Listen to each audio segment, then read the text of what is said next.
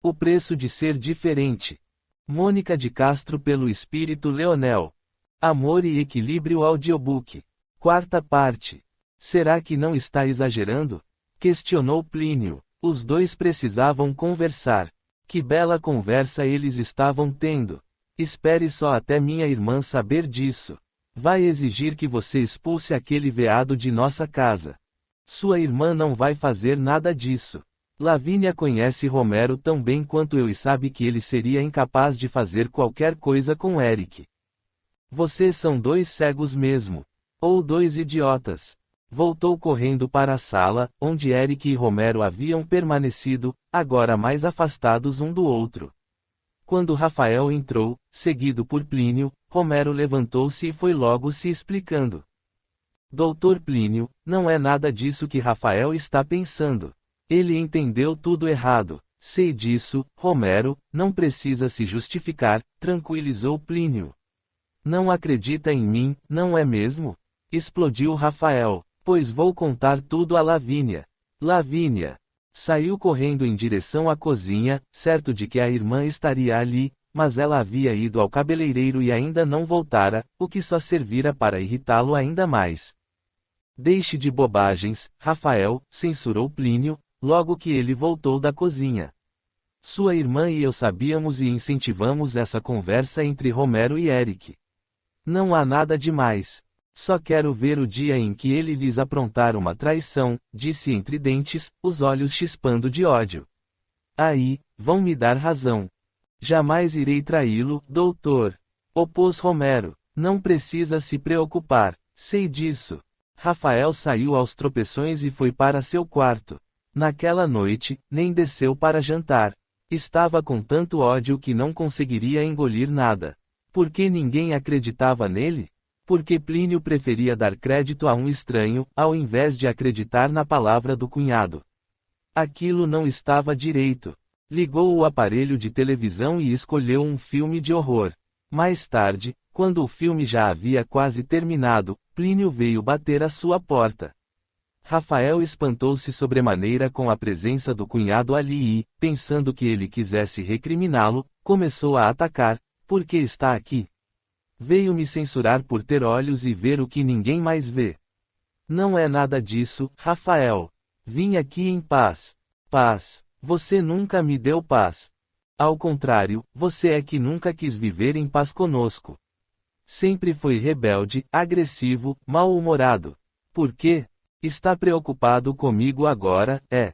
Estou. Sua irmã e eu sempre nos esforçamos para que você tivesse tudo. Você estudou, tem uma profissão, sempre foi bem tratado em nossa casa. Se não fiz mais por você, foi porque você não permitiu. Você jamais gostou de mim. Não é verdade. Quando você veio morar conosco, tentei me aproximar de você. Mas você sempre me rejeitou. Nunca quis minha amizade. E você achou ótimo, não foi? Só assim podia recriminar tudo que eu fazia. Isso também não é verdade. Deus sabe o quanto me esforcei para me aproximar de você. E daí, o que isso tem a ver com o descaramento de Romero? Você odeia o rapaz. Por quê? Eu não o odeio. Apenas não me agrada ter de conviver com um veadinho. Romero nunca lhe fez nada.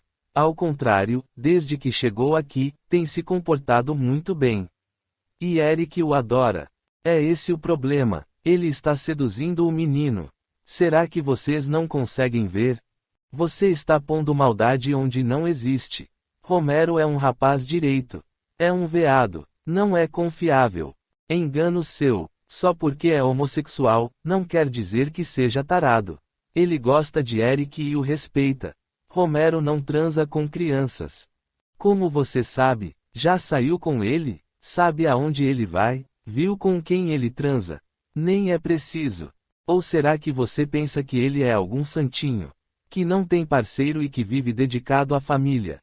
Isso não me interessa. Romero é livre para fazer o que quiser e sempre foi muito respeitador, ao contrário de você. Ele é sempre melhor do que eu, não é? Não disse isso, mas ele obedece às regras da casa e nunca trouxe ninguém para cá. Ao contrário de você, que vive se agarrando com as moças na piscina. E cada dia com uma.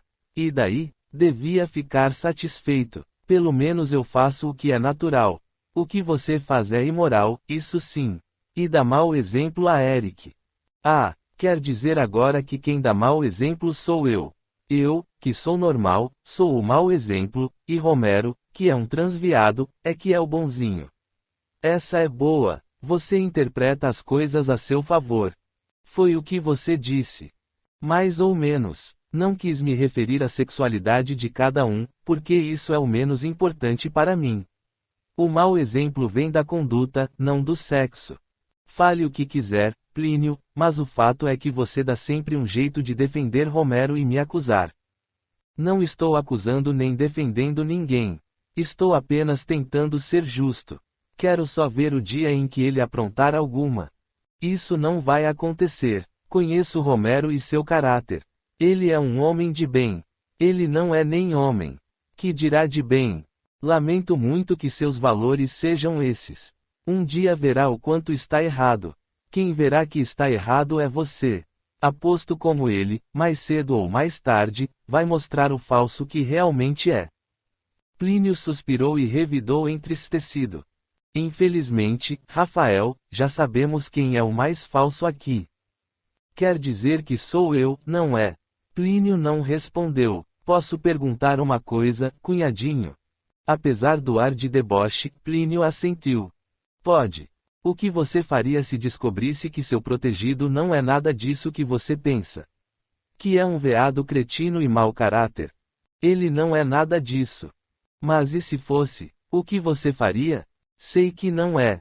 Tudo bem, você sabe.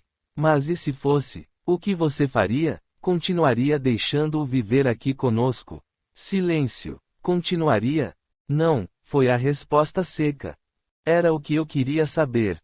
Com ar de cansado, Plínio levantou-se para sair. Fora ao quarto do cunhado para tentar acalmá-lo e fazê-lo ver que Romero era uma pessoa decente.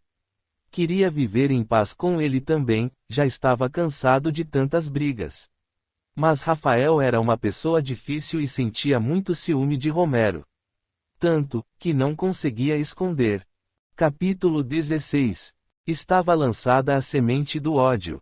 Rafael não conseguia entender o sentimento de Plínio por Romero. Ou melhor, não conseguia entender o que ele mesmo sentia pelo rapaz. Desde que Romero ali chegara, Rafael não simpatizara com ele, mas fora obrigado a tolerá-lo porque o cunhado, por um motivo desconhecido, enchera-se de amores por ele. Aquilo não era justo. Ele era da família, mas Plínio reservara suas atenções para um estranho homossexual. Pior de tudo era Eric. Rafael fazia o que podia para que o sobrinho gostasse dele, mas não adiantava. Eric parecia ter verdadeiro horror a ele. Por que seria? Rafael nunca lhe fizera nada. Ao contrário, sempre o tratara bem. Por que, então, Eric não gostava dele? Por mais que se esforçasse, não conseguia entender. Só o que compreendia era que o menino adorava Romero, o que cada vez mais o enchia de despeito. Alheio aos sentimentos do tio, Eric estudava em seu quarto. A mãe dissera-lhe que quando terminasse os deveres poderia ligar a televisão.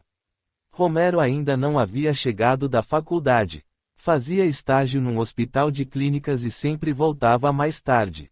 Eric estava tão absorto na lição de história que não viu Rafael entrar. O tio chegou sorrateiro e apoiou os cotovelos na escrivaninha, fitando o menino com olhar malicioso. Na mesma hora, Eric encolheu-se e indagou assustado. O que você quer, tio Rafael? Estou estudando. Não quero nada, Eric. Vim apenas ver se precisa de alguma ajuda. Não preciso, obrigado. Gosto de história e, além do mais, sempre que tenho alguma dúvida, Romero atira para mim. Romero, sempre Romero. Rafael sentiu vontade de dar uns tapas no sobrinho, mas conseguiu se conter. Romero não está, retorquiu, com mal disfarçada raiva. Por isso, se precisar de alguma coisa, é só me chamar. Obrigado, titio, mas já disse que não precisa. Então, que tal um sorvete? Não vai dar, e agora, se você não se importar, gostaria que saísse. Ainda não terminei a lição. Rafael deu um sorriso carregado de sarcasmo, despenteou os cabelos de Eric e saiu. Depois que ouviu a porta do quarto fechar-se, Eric soltou um suspiro. Por mais que o tio fizesse, não conseguia gostar dele. Havia algo de falso em suas palavras, e seu jeito amistoso parecia pura enganação. Eric não se deixava convencer. Sabia que Rafael não gostava de Romero, e talvez aquele fosse o motivo para querer conquistar sua amizade, para competir com Romero. No corredor, o coração de Rafael se enchia de ódio. Não apenas por Romero e Plínio, mas começava a antipatizar com Eric também. O garoto parecia não compreender o que ele estava tentando fazer. Queria apenas ser seu amigo. Era seu tio, alguém da família com quem poderia contar, não um veado estranho em quem não se podia confiar. À medida que ia caminhando, Rafael ia refazendo em sua mente a imagem assustada de Eric. O menino estava ficando bem crescido e era muito bonito. Daria trabalho com as garotas, seu cunhado não deveria deixá-lo a sós com Romero. Nunca se sabia o que ele seria capaz de fazer. Nada. Romero não seria capaz de nada. E aquilo era o que mais irritava Rafael. Romero era homossexual e tinha tudo para ser um marginal. Mas não era. Era um homem bom e ajuizado, respeitador e amoroso, sincero e esforçado. Tudo que ele não era. Só que ele era heterossexual, e Romero, não. Essa era a sua grande vantagem sobre o outro. Quando Romero chegou mais tarde, Eric já estava dormindo. Rafael também já se havia recolhido, e Plínio estava de plantão no hospital. Apenas Lavínia estava acordada, vendo televisão. Boa noite, cumprimentou ele. Tudo bem? Tudo ótimo, respondeu ela. E você, está com fome? Estou, sim. A comida no fogão. Quer que eu vá esquentar para você? Não precisa, posso me arranjar sozinho. Mesmo assim, Lavínia foi esquentar a comida para ele. Como já era tarde, não quis acordar nenhuma das empregadas, e ela não se importava de fazer alguns serviços domésticos. Onde estão todos? Indagou Romero, entre uma garfada e outra. Dormindo. Que pena. Trouxe um presente para Eric. É mesmo? O que é? Romero tirou um embrulhinho do bolso da camisa e exibiu a Lavínia. Não era nada demais. Apenas a miniatura de uma motocicleta. Amanhã darei a ele, falou Romero, enquanto limpava os lábios com o guardanapo. Bem, agora acho que vou tomar um banho e dormir. Estou cansado. Eu também. Amanhã levanto cedo para acordar Eric e Rafael. Ele disse que tem uma reunião logo pela manhã e me pediu para chamá-lo. E você sabe como Rafael é difícil de se tirar da cama. Ambos riram, e cada qual seguiu para seu quarto. Romero foi direto tomar um banho, e Lavínia passou no quarto do filho para ver se ele não estava vendo televisão. O menino dormia profundamente, e ela se aproximou, pousou-lhe um beijo na testa e tornou a sair, fechando a porta lentamente. A caminho de seu quarto, parou para dar uma espiada no irmão, e Rafael também dormia profundamente. Sorriu satisfeita e foi para a cama. No dia seguinte, bem cedinho, Lavínia foi acordar o irmão e o filho. Rafael resmungou um pouco, como sempre, mas acabou acordando. Levante-se, seu preguiçoso, chamou ela, com jovialidade, ou vai se atrasar. Certificando-se de que Rafael já estava de pé, a caminho do banheiro, dirigiu-se para o quarto do filho. Para sua surpresa, Eric já estava acordado.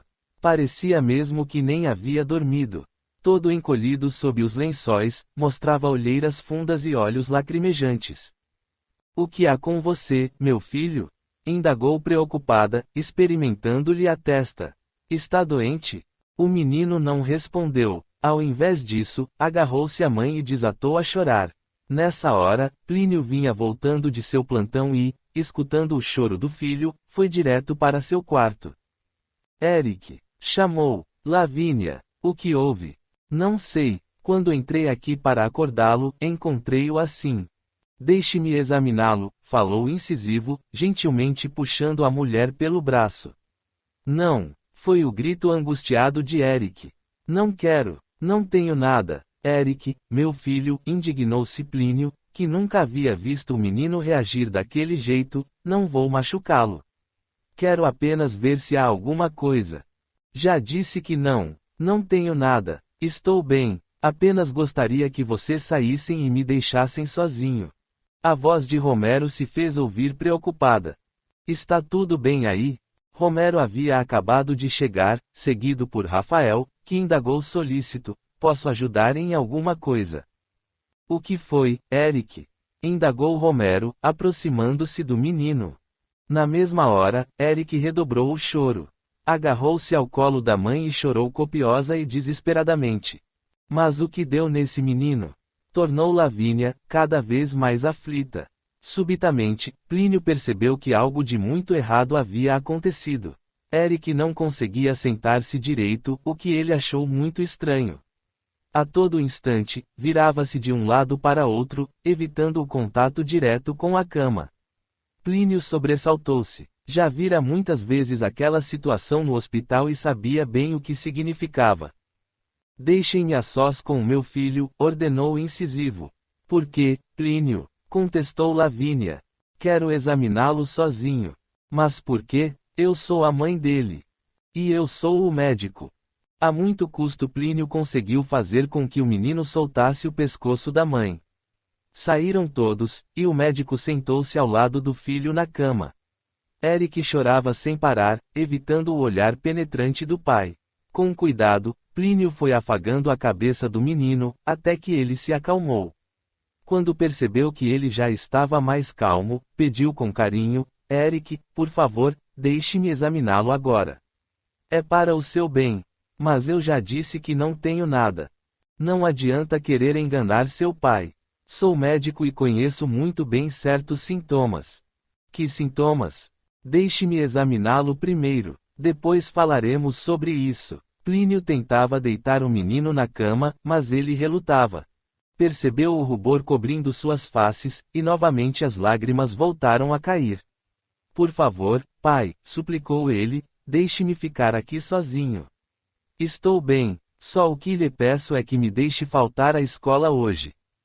Como quiser, mas o fato de não querer ir à aula já não é um sinal de que algo não anda bem.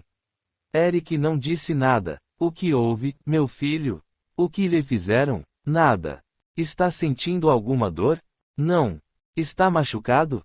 Não. Então, por que está com essa dificuldade de se sentar? Eric não aguentou mais. Agarrou-se ao pai e começou a chorar em desespero, falando aos borbotões. Eu não queria, mas ele me forçou. Entrou em meu quarto no meio da noite e me obrigou a fazer coisas. Foi horrível, pai, horrível. Ele me fez deitar de bruços. Tirou meu pijama, e me machucou, e riu, quase me sufocou, e riu. Quem, meu filho, quem? Retrucou Plínio, entre revoltado e horrorizado. Quem fez isso a você? Eric desvencilhou-se de seu abraço, encarou-o por alguns segundos com um estranho brilho no olhar. Por uns momentos, pareceu hesitar. Mas em seguida baixou os olhos e, entre soluços, respondeu com voz sumida. Romero. Plínio recuou aterrado. Aquilo não podia ser verdade. Não Romero. Não o Romero que ele conhecia, que havia ajudado e por quem seria capaz de colocar a mão no fogo. Desesperado, escancarou a porta do quarto e berrou o nome do rapaz. Rapidamente, todos acorreram. Não apenas Romero, mas também Lavínia e Rafael. Romero, balbuciou o médico, sem saber bem o que dizer. É verdade o que Eric me diz. O que, doutor? Diga-me que não é verdade. Diga-me que ele sonhou, que não foi você, foi outra pessoa. Que não fui eu o quê? Que o machucou. Eu, machucar Eric? De onde tirou essa ideia? Já agora recobrando o domínio sobre si mesmo, Plínio conseguiu expor o problema com mais calma. Alguém atacou meu filho. Fez. Você sabe bem o que. Minha Nossa Senhora. Foi o desabafo angustiado de Lavínia, que correu a abraçar o filho, em prantos. Como? Espantou-se Romero. O senhor está tentando me dizer que alguém violentou Eric? Plínio assentiu e respondeu agoniado. E ele diz que foi você. Mas isso é um absurdo. Ele só pode estar brincando. Acha que meu filho brincaria com uma coisa dessas? Eric, apelou angustiado, diga a verdade. Eu não fiz isso a você. Jamais lhe faria algo semelhante. A você ou a qualquer outra pessoa. Vamos, Eric, conte a verdade. Diga que não fui eu. Pare de aterrorizar o menino. Interveio Rafael, irado. Já não basta o que lhe fez? Mas eu não fiz nada. Ah, não. E por que Eric iria inventar uma coisa dessas, hein? Não sei, não faço ideia. Por favor, Eric, tornou a rogar Romero, diga-lhes a verdade. Não fui eu. Quem fez isso a você? Ele não quer falar, objetou Rafael. Está com medo de você, o que é bem fácil de compreender, não é? Eric jamais sentiria medo de mim. Meu filho, interveio Plínio, não precisa ter medo. Sou seu pai e estou aqui para protegê-lo. Por isso, não tenha medo de falar a verdade. Vamos, diga-me, quem lhe fez isso? Rosto lavado em lágrimas, Eric olhou timidamente para Romero e depois para Rafael, que incentivou em tom amistoso. Vamos, Eric, pode falar. Não tenha medo. Pelo amor de Deus, Eric. Insistia Romero. Apenas Lavínia parecia não se importar com quem havia feito aquilo. Estava tão angustiada que nem conseguia pensar direito. Naquele momento, só lhe importava o bem-estar do filho. Vamos levá-lo a um hospital, ponderou. Ele precisa de cuidados médicos. Eu sou médico, Lavínia, argumentou Plínio. Vou cuidar dele pessoalmente. Eric ainda não respondeu à sua pergunta, Plínio, lembrou Rafael, ansioso. Ele não quer, falou Lavínia. E isso não é o mais importante agora.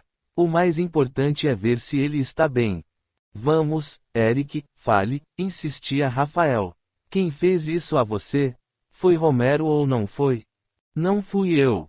Foi ou não foi? Continuava Rafael. Eric abaixou os olhos novamente e apertou a mão da mãe. Quando falou, foi em tom quase inaudível, com profundo sofrimento.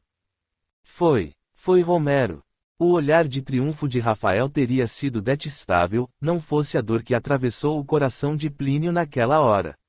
Ele não quis ouvir mais nada. Empurrou todo mundo para fora do quarto e, tentando conter as lágrimas, conseguiu convencer Eric a deixar-se examinar. Não era preciso nenhum exame minucioso para que fosse constatada a violência. O menino estava bem machucado e chorava dolorosamente. Sentia-se envergonhado e humilhado, e nada do que Plínio fizesse poderia curar a dor daquele momento. Depois que examinou bem o filho, Plínio chamou Lavínia para que o ajudasse a se lavar e trocar de roupa. Passou-lhe uma pomada e deu-lhe um remédio, além de um leve calmante. Em seguida, limpo e asseado, as roupas de cama trocadas, Eric adormeceu, com Lavínia montando guarda à sua cabeceira. O que faremos? Indagou Plínio, em busca de socorro. Faça como quiser, foi a resposta seca de Lavínia. Só não quero esse rapaz nem mais um minuto em nossa casa. Acredita mesmo que foi ele? E quem mais haveria de ser? Não sei, ainda me custa crer. Não temos provas. A palavra de Eric não é prova suficiente. Tenho minhas dúvidas. Eric é uma criança. Está confuso e assustado. Antes que Lavínia pudesse responder, seus olhos foram atraídos para um pequenino objeto caído perto da cama do filho, que agora dormia tranquilo. Mais que depressa, ela correu a apanhá-lo, e lágrimas de ódio afloraram em seus olhos. Isto, falou com raiva, exibindo-lhe a miniatura de motocicleta. Isto é prova mais do que suficiente para mim. O que é isso? Pergunte a Romero. Lavínia colocou a miniatura na mão do marido e voltou para junto do filho, deixando Plínio sem entender bem o que aquilo significava. Ainda não queria acreditar que Romero fosse capaz de um crime como aquele, mas não podia fingir que Eric não o acusara. O menino sempre o adorara, e isso era motivo mais do que suficiente para não duvidar de sua palavra. Com muito pesar, saiu em busca do rapaz. Onde está Romero? Perguntou a Rafael, que havia permanecido do lado de fora do quarto do sobrinho. Foi para seu quarto, eu acho, respondeu em tom falsamente doloroso. Já posso entrar? Eric está descansando. É melhor deixá-lo em paz. Saiu pelo corredor, em direção ao quarto de Romero, e Rafael foi seguindo. Eu bem que lhe avisei, não foi? Disse, em tom de vitória. Não me amole, Rafael. Não é hora para isso. O que pretende fazer agora? Ainda não pensei em nada. Creio que a única coisa sensata a fazer é chamar a polícia e entregar o criminoso. Não quero me precipitar. Precipitar-se? Você viu o que aconteceu. Vi, mas ainda não resolvi o que vou fazer. Não me diga que vai deixá-lo ficar. O que ele fez foi imperdoável. Ainda não tenho certeza se foi ele. Como não? Acha que Eric está inventando isso? Ele está muito amedrontado. O que é natural, não acha? Ouça, Rafael, objetou Plínio, a mão pousada na maçaneta da porta do quarto de Romero, não me surpreenderia nada se descobrisse que quem fez isso foi você. Eu? Ora, essa é boa. Isso é um ultraje, uma calúnia. Entendo que você goste de Romero e esteja decepcionado. Mas daí a querer me culpar só para livrar a cara dele já é demais, não concorda? Sem responder, Plínio entrou no quarto de Romero e bateu a porta na cara de Rafael, o que o deixou ainda mais furioso. Depois de tudo, o cunhado ainda defendia aquele safado. Romero, semblante triste, colocava suas coisas numa mala e levantou os olhos quando Plínio entrou. Como está Eric? Perguntou interessado. Vai ficar bem. Fico feliz. Vai a algum lugar? Vou embora, doutor. Não posso mais ficar aqui depois de ter sido acusado de algo que não fiz. Se o senhor não confia em mim, não vejo por que ficar. Não se trata disso, Romero. Confiei em você minha vida inteira. Jamais poderia imaginar que fizesse uma coisa dessas. Não fiz nada, e o senhor sabe disso tão bem quanto eu. Por que Eric o acusaria? Não sei. Gostaria de perguntar a ele, mas, dado seu estado, não sei se seria conveniente. Gostaria de acreditar que não foi você. Pois pode acreditar, não fui eu mesmo. Ele retirou do bolso a miniatura que Lavínia havia colocado em sua mão e estendeu-a para Romero. Sabe o que é isso? A um olhar rápido, Romero reconheceu o presente que havia comprado para Eric e respondeu. É um presente. Nada demais. Comprei para Eric ontem, mas nem tive tempo de entregar. Pois Lavínia achou isso no quarto de Eric. O que? Impossível. Nem cheguei a lhe dar. Se não lhe deu, como isso foi parar no quarto de meu filho? Não sei. Explique o senhor. Não tenho explicação para isso. Nem eu. Pois devia, porque o objeto é seu. Ou não é? Já disse que é. Não tenho por que negar. Comprei-o ontem, mas, quando cheguei, Eric já estava dormindo. Por isso, não pude entregá-lo, o que faria hoje? Chegou a dar pela falta dele? Só agora que o senhor me mostrou. Havia até me esquecido de que o comprara.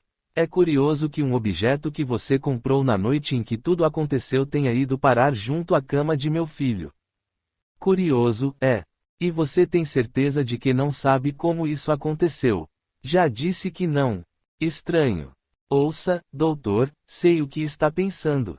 Que fui eu que, no meio da noite, entrei sorrateiramente no quarto de seu filho, a pretexto de levar-lhe o brinquedo e, não resistindo, abusei dele e o violentei. Em seguida, por descuido, deixei cair ou esqueci a miniatura no chão. Não é isso. O médico revirou-se na cama de Romero, onde estava sentado, e respondeu com visível desconforto. Por mais que eu não queira, é a essa conclusão que chego. E, só porque sou homossexual, o senhor acha que eu seria capaz de uma barbaridade dessas? Não se trata disso. Não é apenas porque você é homossexual. Mas as provas. Que provas? Essa moto? Isso não prova nada. Qualquer um poderia tê-la apanhado em meu quarto e colocado lá. Está sugerindo que alguém incriminou você deliberadamente. Não estou sugerindo nada. Eric mesmo podia ter acordado no meio da noite, ido a meu quarto e apanhado a moto. Mas é um caso a se pensar. Quem faria isso, Romero, quem? O senhor não imagina? Rafael deixou escapar, com medo até de pronunciar aquele nome. O senhor o conhece melhor do que eu. E uma acusação grave, Romero. Não há prova nenhuma contra ele. Por isso, não quero acusá-lo. Já chega o que estou sentindo por ser acusado injustamente. Não quero fazer o mesmo com outra pessoa, mesmo que seja com alguém detestável como Rafael. Vocês dois não se dão mesmo, não é? Por quê? Pergunte a ele. É ele quem vem implicando comigo desde que vim morar nesta casa. Romero terminou de fechar a mala e fitou o rosto dorido de Plínio. O médico não sabia o que dizer. Queria muito acreditar nas palavras de Romero, mas estava difícil. Eric acusara-o formalmente, e não havia nenhum indício de que Rafael é que fosse o culpado. E ele era irmão de sua mulher, tio de Eric. Ninguém no mundo acreditaria que ele tivesse feito aquilo. E não era homossexual. Andava sempre bem acompanhado de mulheres bonitas, ao contrário de Romero, que, além de seu histórico de tragédias, era homossexual declarado. Todos iriam achar que ele estava reagindo ao meio social da mesma forma como fora tratado e que fazia agora com Eric o que antes lhe haviam feito e que o havia viciado. Para onde você vai? Perguntou Plínio, preocupado. Para uma pensãozinha na cidade. É só o que posso pagar com o dinheiro que recebo da bolsa do estágio. Plínio ainda pensou em lhe dar algum dinheiro, mas mudou de ideia.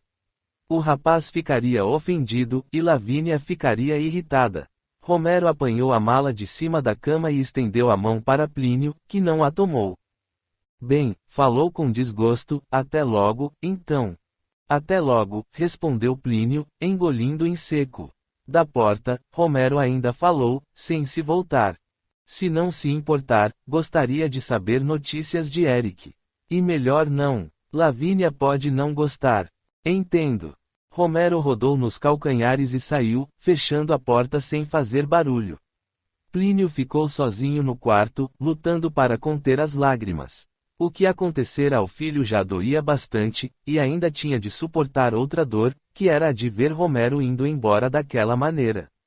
Mas ele não podia impedi-lo. Lavínia ficaria furiosa e acabaria brigando com ele. No fundo, ela até que tinha razão. Todas as provas apontavam Romero como o criminoso, e nem ele teria motivos para duvidar. Só que, em seu íntimo, algo lhe dizia que alguma coisa não estava correta naquela história. Fosse pelo ódio que Rafael sentia por Romero, fosse pela amizade que unia Romero a Eric, o fato era que Plínio não conseguia acreditar que fosse ele o responsável por aquele crime abominável. Com um profundo suspiro, Plínio levantou-se e voltou para o quarto de Eric.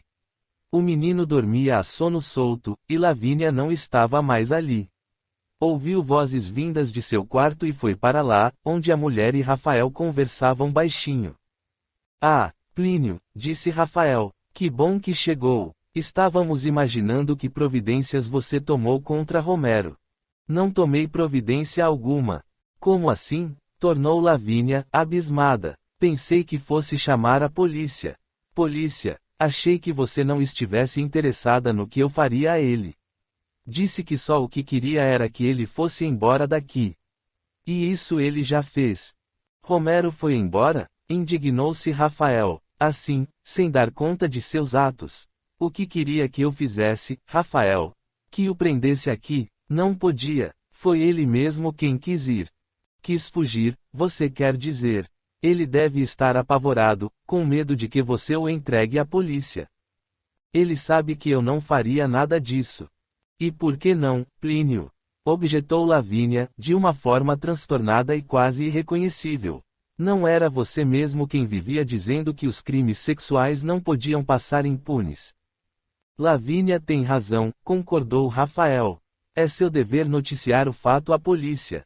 Romero tem de ir preso. É uma ameaça para a sociedade. Não estou bem certo se foi ele quem fez isso. Vai começar com isso de novo? Sibilou Lavínia. Já não temos provas suficientes. Não tenho prova nenhuma, a não ser a palavra de Eric, que não pode ser tida como definitiva. E a moto? Tornou Lavínia. Qualquer um podia tê-la colocado lá. Disse isso e olhou fixamente para Rafael, que tratou logo de se defender. O que está sugerindo? Que fui eu? E você quem está dizendo? Acusa-me injustificadamente, Plínio. Você está querendo me acusar só para salvar seu amiguinho. Por quê? Por que tanto interesse naquela bicha?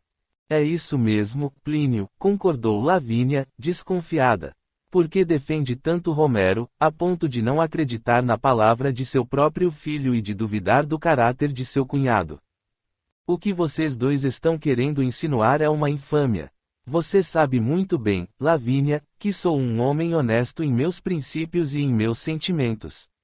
Se fosse homossexual e tivesse algum caso com Romero, não estaria mais casado com você. Perdoe-nos, Plínio, desculpou-se ela, já arrependida. Não foi isso que tencionamos dizer. É que estou tão nervosa. Também estou, mas nem por isso devemos nos comportar como irresponsáveis. Temos de pesar bem as consequências de tudo o que faremos, a fim de que não prejudiquemos um inocente. Você tem razão. Não se deixe levar por essa conversa mole, Lavínia, irritou-se Rafael. O culpado é Romero, está mais que provado. E seu lugar é na cadeia. Não se meta mais nisso, Rafael. Censurou Plínio, bastante irritado. Você não é o pai de Eric, não tem direito de dar opinião nem de perturbar a cabeça de sua irmã, muito menos de decidir como devemos proceder. Rafael engoliu o ódio e saiu batendo a porta. Não iria permitir que Romero continuasse levando a melhor sobre ele. Não deixaria que aquilo ficasse assim. Daria um jeito de convencer Lavínia a acusar formalmente o rapaz. E rápido. Capítulo 17. Depois de vivenciar tantas experiências dolorosas como aquela, Plínio via-se agora na mesma situação de outros pais, que vacilavam ante a dúvida de se deviam ou não acusar os violentadores de seus filhos. Só agora conseguia entender a hesitação deles. Expor a criança àquela humilhação era algo por demais doloroso, e ele não sabia se devia fazer o mesmo a Eric. Tinha medo das consequências danosas que um processo criminal daquela natureza poderia causar ao filho e temia que o trauma daquela violência acabasse causando algum dano em sua mente. Não seria melhor deixar as coisas como estavam e tentar esquecer? Não seria melhor para o menino levá-lo a um psiquiatra e tentar resolver as coisas sem envolver a polícia e a justiça? Mas havia o culpado. Seria justo, por outro lado, permitir que continuasse livre para violentar outros meninos, para fazer a outros o mal que fizera a seu filho. Em situações semelhantes, ele sempre fora o primeiro a orientar os pais a procurar ajuda da polícia. Mas, agora, não sabia. Tinha dúvidas sobre o que seria o mais certo a fazer. O que seria melhor para o filho? Não para ele ou Lavínia, mas para Eric. Pensou em consultar o menino, perguntar-lhe o que preferia, mas Lavínia foi veemente em suas recriminações. O filho era ainda uma criança, dizia, e não estava apto a tomar uma decisão de tamanha responsabilidade sozinho. Você tem de denunciar esse rapaz, Plínio, dizia ela. Ele é uma abominação. Onde já se viu fazer isso a uma criança? E se não foi ele? Rebateu Plínio, ainda incrédulo. Lá vem você de novo com essa história. Pois então não vê que foi ele mesmo. Não estou bem certo. Pare com isso. Não vou admitir que você acuse meu irmão. Rafael pode ser um doidivanas, mas é um homem decente. Não é nenhum pederasta. Agora você trata Romero assim, não é mesmo? Antes, não se referia a ele dessa forma. Ela enrubesceu e retrucou embaraçada. Antes, eu não tinha medo. Mas agora tenho. É isso o que dá querer dar chance a essa gente. Não vê o quanto está sendo injusta, Lavínia. Romero sempre foi um rapaz direito. Ele veio de um meio que não é igual ao nosso. Onde morava antes de conhecer você? Lá no subúrbio, lugar de gentinha. Mas que disparate! Só porque morava no subúrbio, não quer dizer que a família de Romero era de gentinha. Eram gente direita, gente como eu ou você. Isso é que não. Somos pessoas de estirpe, não criamos homossexuais. E me reservo o direito de não querer que Eric seja um. Você me surpreende, Lavínia. Não sabia que era tão preconceituosa. Não sou. Estou apenas tentando ser mais seletiva, o que deveria ter feito quando você resolveu trazer esse rapaz para viver aqui conosco. Plínio fixou-a desgostoso. Não reconhecia mais a mulher. Lavínia nunca agira daquela forma. Sempre fora uma mulher doce e generosa, mas agora estava mudada. Teria sido por causa da dor de ver o filho magoado. Ou aquele fora o motivo que encontrara para revelar quem realmente era. Com uma sombra de tristeza no olhar, Plínio demonstrou sua indignação. Você ainda tem coragem de dizer que não é preconceituosa? Pois fique sabendo que há homossexuais em qualquer classe social. A diferença é que entre os ricos eles são tolerados porque o que manda nas pessoas é o poder do dinheiro. Ninguém tem coragem de abrir a boca para discriminar um homossexual se ele for rico e influente. Agora, se for gente comum, vira o bode expiatório do mundo, não é? Mesmo os mais abastados, Plínio, viram alvo das línguas ferinas dos fuxiqueiros. O que acontece é que ninguém tem coragem de falar nada pela frente. Agora, por trás, a história é outra. Já cansei de ouvir comentários maldosos sobre homossexuais endinheirados. Quando surgem em sociedade, são tratados com deferência e uma quase subserviência. Mas, quando viram as costas, tornam-se o alvo preferido dos mexeriqueiros. Isso tudo é hipocrisia. Concordo que seja hipocrisia, mas é assim que as coisas funcionam. Mesmo em sociedade, isso é feio. Você mesmo sabe que a tolerância é muito grande porque ninguém se atreve a criticar quem tem dinheiro. E é por isso que não quero o nome de meu Eric servindo de chacota e de divertimento nas rodas seletas dos machões da elite. Não a estou reconhecendo, Lavínia. Jamais poderia imaginar que você fosse assim. Sempre a julguei uma mulher sensata e de princípios. Surpreende-me com essas palavras mesquinhas e carregadas de preconceito. Julga-me assim porque não se importa com o que possa vir a acontecer a seu filho. Farei de tudo o que estiver a meu alcance para evitar que ele vire homossexual. Esse infeliz episódio pode arruinar a vida de nosso filho. Por causa disso, ele pode se tornar gay também. E o que dirão nossos amigos? Engana-se. Se Eric tiver de ser gay, é porque já é, embora eu não acredite nisso. E é exatamente para defendê-lo que hesito em acusar Romero. Não é o que parece. Pelo visto, você quer defender Romero. Não sei por que se tomou de amores pelo rapaz. Não vamos começar com isso de novo. Não estou começando nada. Eu só queria entender. Lembro-me das vezes em que você cuidava de casos semelhantes. Chegava a casa sempre arrasado, questionando a atitude dos pais que se recusavam a acusar os agressores. E agora faz a mesma coisa. Ele sabia que ela tinha razão. Nem ele conseguia entender direito sua atitude. Estava apenas tentando proteger o filho. E Romero? Talvez sua indecisão reside-se no fato de que não acreditasse que Romero fosse o culpado. Embora seu filho o tivesse acusado e todas as provas apontassem para o rapaz, Plínio não conseguia se convencer. Algo naquela história não caía bem, e ele sabia o que era. Mas não tinha como provar. Nem para si mesmo. À exceção daquela forte intuição, não havia nada que comprovasse que suas suspeitas estavam certas. E eu, por minha vez, não entendo você, retrucou ele. Diz que está preocupada com a sociedade, porque não quer que Eric vire motivo de chacota entre suas amiguinhas fúteis e vazias. E o que acha que vão falar de nosso filho se esse caso vier à tona? Não teme a reação dos machões, nas rodas sociais, contando a todo mundo, em detalhes, o que lhe aconteceu. Acha que não haverá risinhos? Nem ironias? Ou sugestões maldosas? De qualquer forma, alguém vai acabar descobrindo.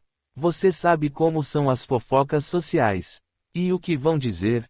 Que não tomamos nenhuma atitude para esconder as tendências de nosso filho. E, depois, as situações são diferentes. Uma coisa é ser vítima inocente. Outra coisa é ser pederasta por opção. Se delatarmos o culpado, todos vão compreender e nos apoiar, certos de que estaremos tentando limpar a honra de nosso filho. Ninguém quer um João, ninguém pederasta e molestador circulando entre pessoas de bem.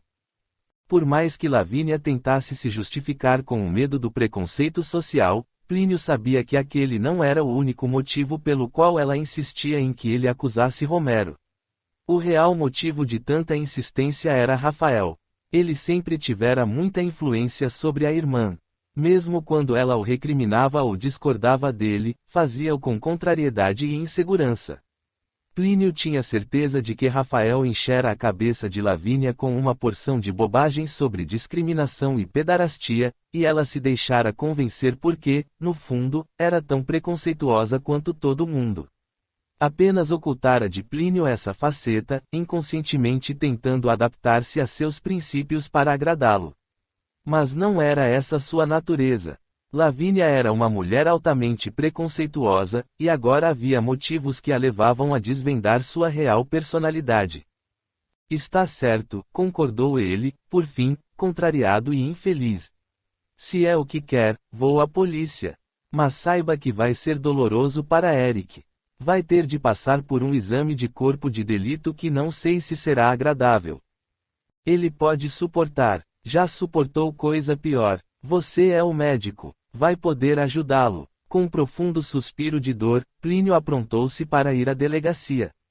Antes, porém, passou pelo quarto do filho. Queria ter uma última conversa com o menino. Ao colocar a mão na maçaneta, levou um susto, porque alguém do lado de dentro, ao mesmo tempo, abria a porta com cuidado. Plínio. Surpreendeu-se Rafael, ao quase esbarrar com o cunhado. O que está fazendo aqui, Rafael? Vim ver como Eric está passando. Com certa irritação, Plínio chegou Rafael para o lado e entrou.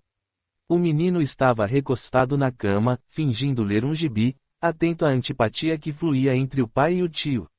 Deixe-me a sós com meu filho, por favor. O rapaz saiu revoltado, quase batendo a porta, e Plínio aproximou-se do filho. Sentou-se a seu lado e afagou seus cabelos. Como se sente? Perguntou com voz amorosa. Bem. Ainda está com dor?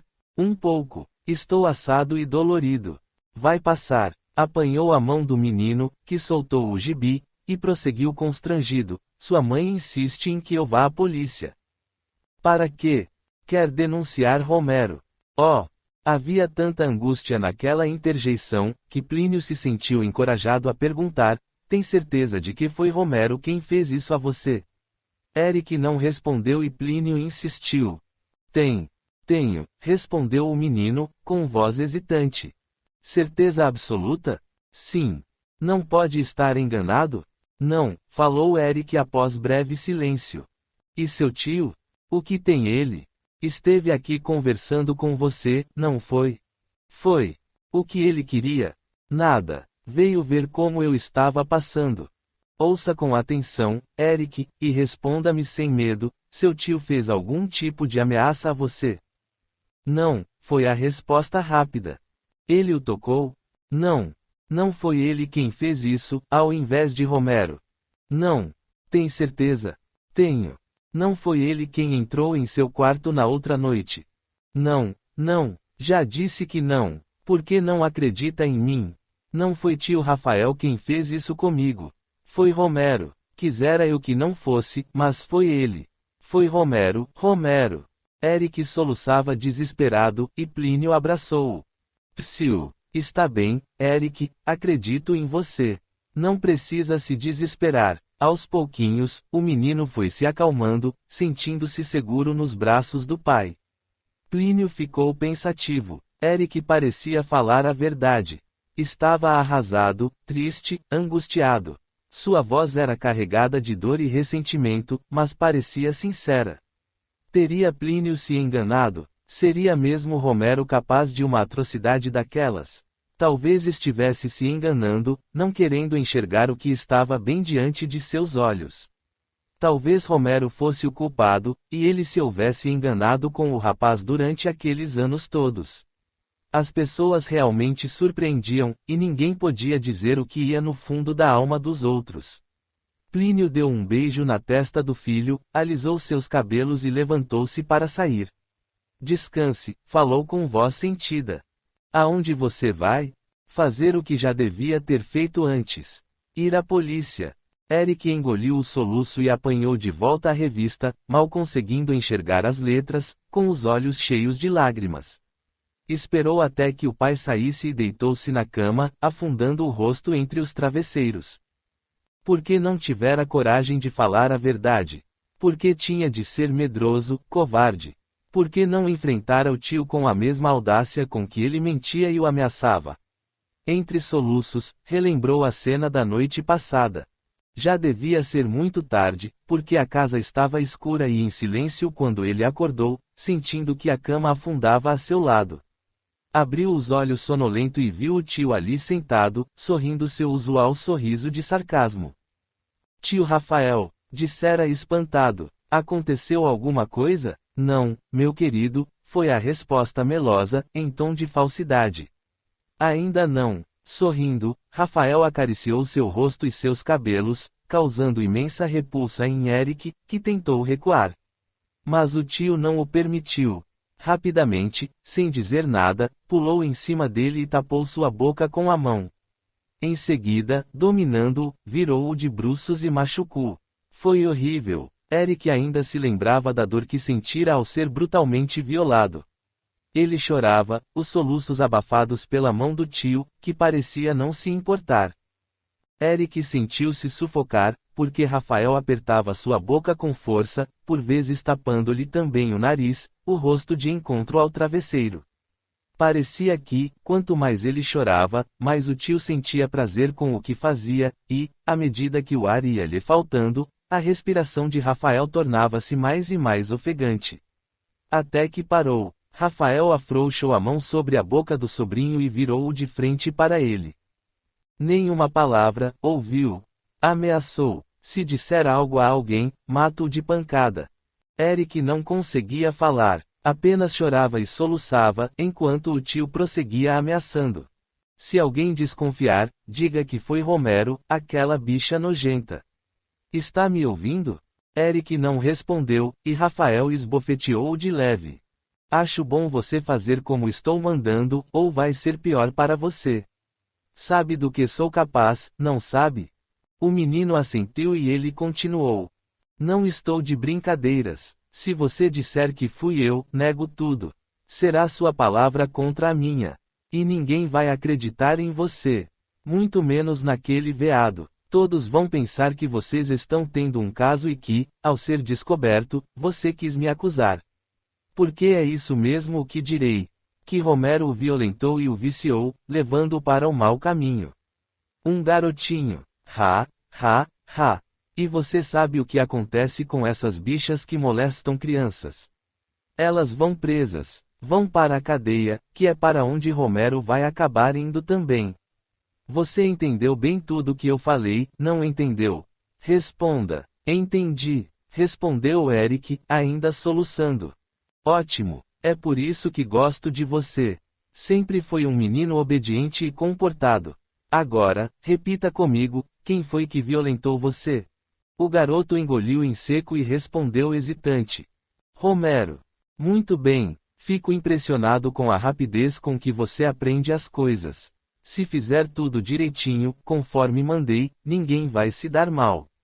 Se não fizer, acabo com você e com Romero também. Você duvida, Eric, que eu possa acabar com Romero? Não. Ótimo. Porque posso. Dou um jeito de acabar com ele, e ninguém nunca vai ficar sabendo que fui eu. Um belo dia, ele vai ser encontrado na sarjeta, com a boca cheia de formiga. Eric sentiu um arrepio e encolheu-se todo.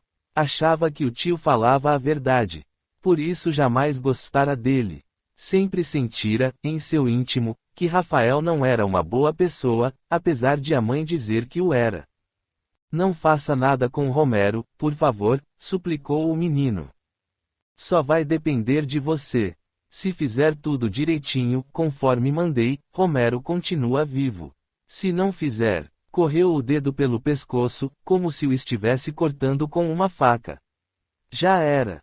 Eric levou a mão à boca, assombrado, sufocando uma exclamação de espanto, e apenas murmurou. Vou fazer como você mandou. Pense bem, queridinho do titio, debochou Rafael. Mais vale uma bicha presa e viva do que largada no cemitério, você não acha? Riu de sua piada sem graça e apertou a bochecha do sobrinho, levantando-se para ir embora.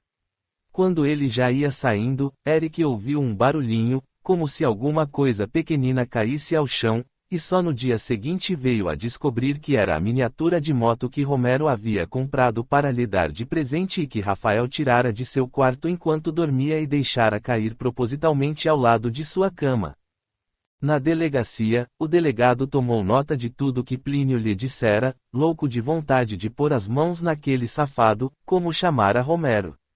Pediu a Plínio que levasse o menino para fazer o exame de corpo de delito, assegurando-lhe que o médico perito era homem cuidadoso e procederia ao exame sem causar maiores danos à honra do menino. Como Plínio também era médico, embora não tivesse habilitação legal para aqueles casos, poderia acompanhar o exame pessoalmente, a fim de minorar o sofrimento da criança. Não se preocupe, doutor, disse o delegado, como se estivesse fazendo-lhe imenso bem em prender Romero, acharemos o meliante. Não sabemos para onde foi, mas sabemos onde estuda e onde trabalha. Haveremos de encontrá-lo. Plínio voltou para casa com o coração oprimido, com medo de estar cometendo uma grande injustiça. Quando chegou, Lavínia e Rafael estavam reunidos na sala, conjeturando sobre a pena que seria aplicada a Romero. O que está acontecendo aqui? Perguntou Plínio, mal ocultando a contrariedade que aquela cena lhe causava. Nada, disfarçou Lavínia. Estávamos apenas conversando. E então, como foi? Ele a encarou com desgosto e respondeu com ar cansado. Precisamos levar Eric à perícia. Onde? No Instituto Médico Legal.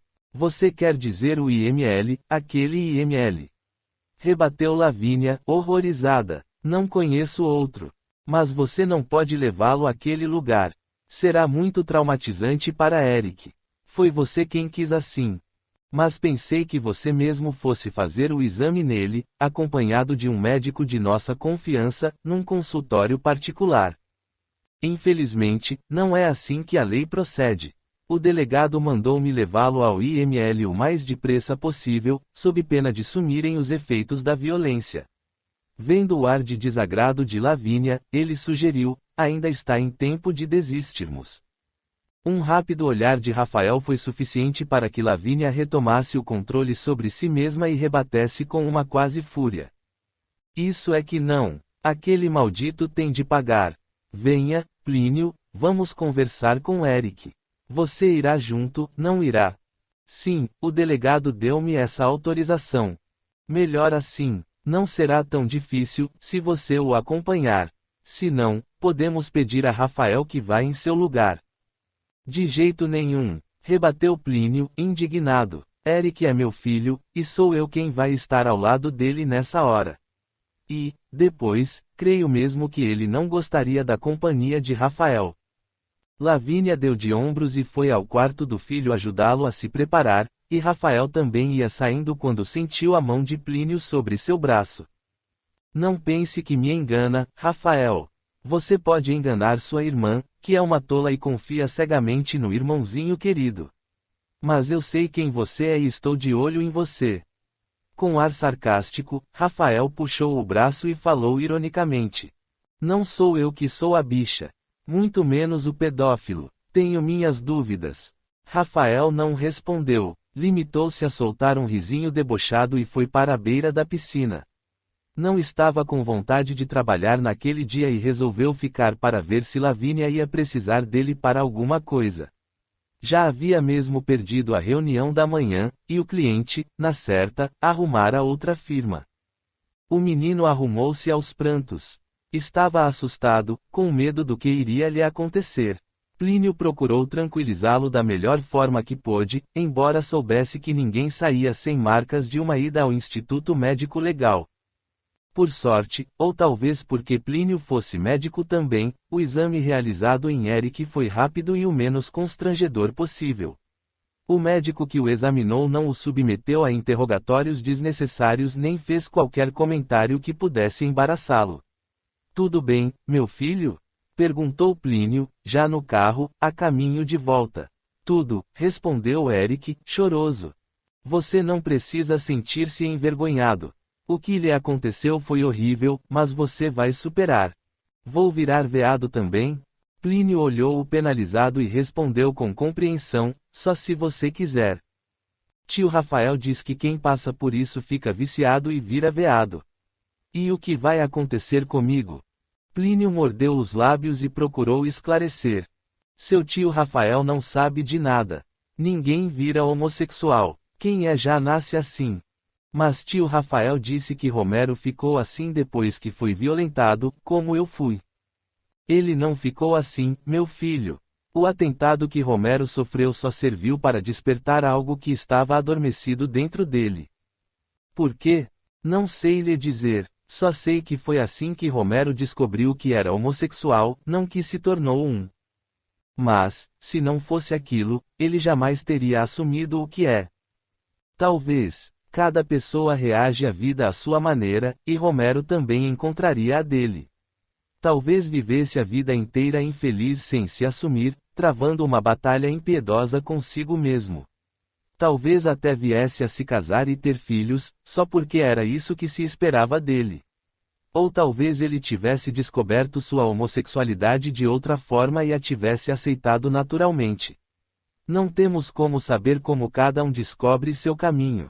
É errado, pai. Romero está cometendo algum pecado por ser homossexual. Não, Eric. Em minha opinião, nada que acontece na vida está errado. Apesar de não ser um homem religioso, acredito numa força maior que nós, que nos criou a todos e é muito mais sábia do que pensamos. E essa força não criaria nenhum tipo de armadilha para os homens só para vê-los em queda. Não acredito nisso. Quem criou o homem criou também a homossexualidade, e, se a criou, é porque achou necessário. Mamãe diz que não é natural. Sua mãe está ferida, com raiva. Ela também tem medo de que eu fique igual a Romero. Você não tem de se preocupar com isso. Seja o que for que vier a ser em sua vida, terá todo o meu apoio. Não quero ser como Romero, pai. Gosto das garotas. Então, não tem com que se preocupar. Mas, e se elas não gostarem de mim? E se meus amigos descobrirem o que me aconteceu e caçoarem de mim? Você não tem culpa do que lhe aconteceu. Ninguém tem, mas não é isso que vai determinar as escolhas que vai fazer em sua vida. São as suas próprias tendências e necessidades. Mas tio Rafael diz: não se impressione com o que seu tio diz. Ele é uma pessoa amarga e pouco confiável. Ainda não me convenci de que não foi ele quem fez isso a você. Já disse que não foi ele. Revidou Eric com raiva. Está bem, meu filho, não precisa se zangar. Se você diz, eu acredito. Esperou alguns minutos e perguntou: e Romero? O que você sente pelo homem que lhe fez mal? Está com raiva dele? Como poderia? Romero não havia feito nada além de ser seu amigo. Eric sentia imensa angústia pelo que estava prestes a lhe acontecer, mas lembrava-se bem das ameaças do tio. Temia não só por sua vida mas pela do próprio Romero. Achava que, se falasse a verdade, Rafael cumpriria a promessa e daria um jeito de matá-los, a ambos. Com o peito sufocado pela dor, começou a chorar e, olhos baixos, respondeu amargo: não quero mais falar de Romero. Plínio compreendeu sua dor e respeitou-a. Ainda não estava convencido, mas não tinha argumentos para refutar as afirmações de Eric. Talvez ele tivesse mesmo razão e Romero não fosse nada daquilo que ele pensasse ser. Ou talvez Romero apenas não conseguisse controlar seus instintos. De qualquer forma, se fora ele mesmo quem fizera aquilo ao menino, merecia punição. Capítulo 18. Assim que saiu da casa de Plínio, Romero foi para o centro da cidade e alugou um quarto numa pensãozinha barata. Não era nenhuma maravilha, mas era limpo e asseado. Ajeitou suas coisas no armário velho e recostou-se na cama, angustiado com os últimos acontecimentos. Ninguém mais do que ele lamentava a sorte do pequeno Eric. Como podiam pensar que fora ele o responsável por aquele ato abominável? Logo ele, que passara por situação semelhante. Pensando nisso, não pôde deixar de sentir certa mágoa. Plínio jamais deveria ter acreditado naquela infâmia. Então não o conhecia, não estava a par de tudo que sofrerá na vida. A mentira de Eric, até que podia entender. O menino estava assustado, com medo de ser castigado pelo tio. Sim, porque Romero tinha certeza de que fora Rafael quem fizera aquilo. Lembrava-se de que, na noite anterior, estava dormindo quando pensou ter ouvido um barulho na porta. Olhou, mas não viu nada, embora tivesse ficado com a sensação de que alguém entrara em seu quarto, procurando alguma coisa, e saíra sorrateiramente.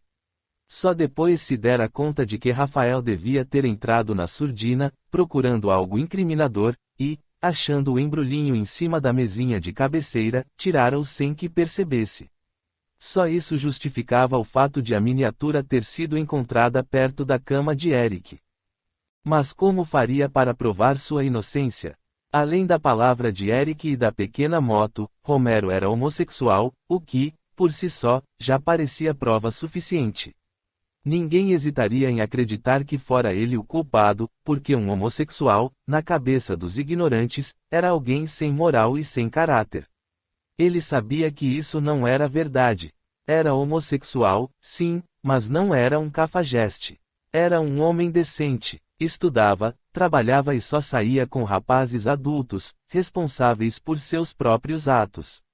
Jamais se interessara por crianças.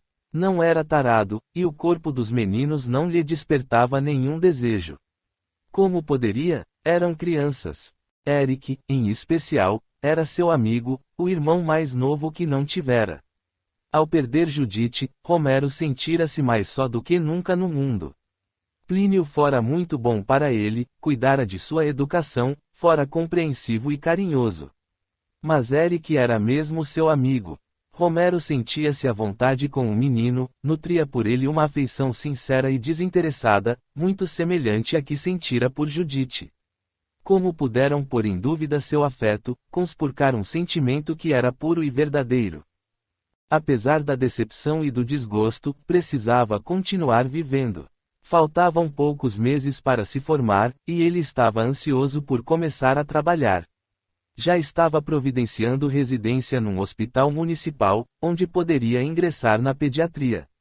Só então lhe ocorreu que, se alguém soubesse do ocorrido, jamais confiaria nele para levar-lhe os filhos. Diriam até que ele escolhera aquela profissão só para poder abusar dos meninos, o que seria uma infâmia. Mas era o que diriam, e ele não teria chances como pediatra. Começou a sentir-se inquieto, temendo por seu futuro. Embora não acreditasse que Plínio fosse procurar a polícia, sabia que corria grande risco de aquela história vazar, ainda mais com Rafael encarregando-se de espalhá-la para todo mundo. Resolveu não pensar mais naquilo. De nada adiantaria sofrer antecipadamente.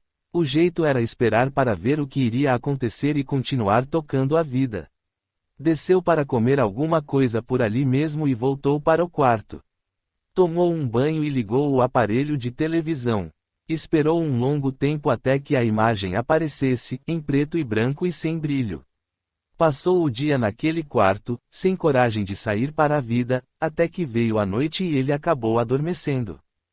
No dia seguinte, acordou bem cedo. Precisava estar no estágio às 7 horas e correu para lá. Quando chegou, notou algo estranho na entrada do hospital. Havia um carro de polícia parado na porta, e um guarda conversava com o chefe dos estagiários. Ele hesitou e teve vontade de correr, mas ficou dizendo para si mesmo que aquilo nada tinha a ver com ele. Caminhou a passos vagarosos, tentando não olhar para a polícia, e foi se aproximando. Cumprimentou o chefe com um sorriso forçado e já ia entrando quando viu que o homem apontava para ele com o queixo. Imediatamente, 2 policiais o cercaram, e ele foi colocado no carro, sem muitas explicações. Estava preso. Na delegacia, o tratamento que recebeu foi o pior possível, chegando até a apanhar. Queriam que ele confessasse um crime que não havia cometido, mas ele resistia. Quando, finalmente, não aguentou mais levar pancadas, assinou a confissão. Ele sempre fora fraco e faria qualquer coisa para não sentir mais tamanha dor. Trancafiaram-no numa cela, onde ele permaneceu por alguns dias, ao lado de prisioneiros da pior espécie. Ao saberem que ele estava sendo acusado de atentado violento ao pudor contra um menino de 11 anos, os presos se revoltaram. Tinham um estranho código de ética e não admitiam estupradores ou violentadores entre eles. Olhem só, ironizou Carlão, um dos presos mais mal encarados, temos uma bichinha aqui. Os outros presos riram e olharam para Carlão, ansiosos. Deixe-me em paz, rebateu Romero, timidamente. Ele pensa que é melhor do que nós, prosseguiu Carlão. Só porque, além de veado, é filhinho de papai. Não penso nada, não tenho nada contra vocês. Mas nós temos contra você, bichinha. Sabe o que é? É que nós não gostamos de molestadores. Romero nem viu direito o que aconteceu. Rapidamente os homens se aproximaram dele e o seguraram, deitando-o no chão frio e áspero da cela. Rasgaram suas roupas e o violentaram. Ele ficou aterrado, chorava e implorava que o largassem, mas os homens não ligavam para sua angústia. Para eles, estavam vingando a sorte do pobre menino, fazendo a Romero o que ele impiedosamente fizera ao pobre garotinho. Esse fato se sucedeu por mais alguns dias. Os homens, revoltados, aproveitavam para saciar seus instintos em Romero, sob o pretexto de serem justiceiros. Na verdade, queriam apenas sentir prazer com o sexo violento e sádico. Nas primeiras vezes, Romero chorou muito. Mas depois acabou se acostumando e parecia não ligar mais. Suportava tudo com extrema passividade, quase que com apatia, o que acabou desinteressando Carlão e os outros presos. Finalmente, deixaram-no em paz. O inquérito foi muito rápido, e logo o advogado de Plínio havia ingressado com a queixa-crime. Como Romero não tinha recursos, foi designado um defensor público para o caso. No dia seguinte ao ajuizamento da ação, ele foi visitado por uma moça de 28 anos, dizendo-se sua defensora naquele caso. Muito prazer, cumprimentou ela secamente, colocando à sua frente os autos do processo de Romero. Meu nome é Maria da Glória Soares Pimenta e fui designada para ser sua defensora. Romero olhou-a incrédulo e contestou envergonhado.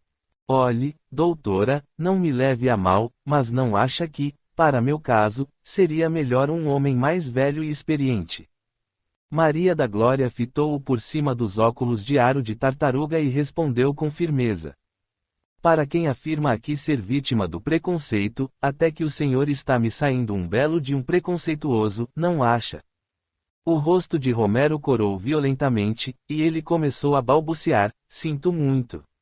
Não queria ofendê-la, perdoe-me mesmo, mas é que uma mulher... Romero, cortou ela impaciente, sem lhe dar tempo de concluir sua frase, não sei bem o que aconteceu neste caso.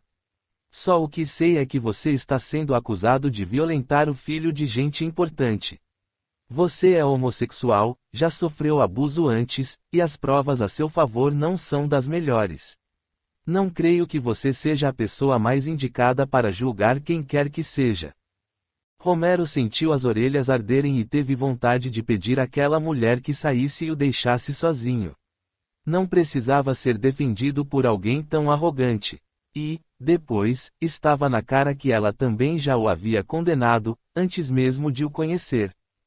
Não quis ser grosseiro nem a estou julgando, desculpou-se ele, cada vez mais ruborizado. É que pensei que cargos como esse fossem dados apenas a homens mais experientes. Pois pensou errado. Estou formada há 7 anos e, há 3, sou defensora pública.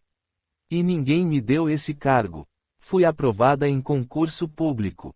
Peço desculpas novamente por tê-la ofendido, repetiu ele com certa raiva, o que não era comum em seu comportamento. Não quis ofendê-la, mas, se a senhora já vai começar a me defender com essa antipatia toda, achando que sou mesmo o culpado, acredito que não dará muito certo. Quem foi que disse que eu o acho culpado? E não acha? Acabou de me acusar agora mesmo. Eu o acusei? Não me lembro de tê-lo acusado de nada. A senhora mesma disse que eu violentei o filho de um homem importante porque sou homossexual e porque já fui violentado também. Isso não é uma acusação? Ou melhor, um julgamento precipitado? Ela tirou os óculos do rosto e fixou os olhos dele, falando com muita segurança: em primeiro lugar, não o acusei de nada, muito menos o estou julgando precipitadamente. Em segundo, eu não disse que você violentou o menino porque é homossexual e porque também já foi violentado. Disse que você é acusado de ter violentado o garoto, que é homossexual e que já sofreu abuso sexual antes. Falei alguma mentira? Romero corou de novo e tornou envergonhado. Peço que me perdoe novamente. Mas achei que a senhora pensasse como todo mundo. Quem pensa como todo mundo é você. Pensa que, só porque é homossexual, ninguém vai acreditar em sua palavra. Está sendo preconceituoso com você mesmo.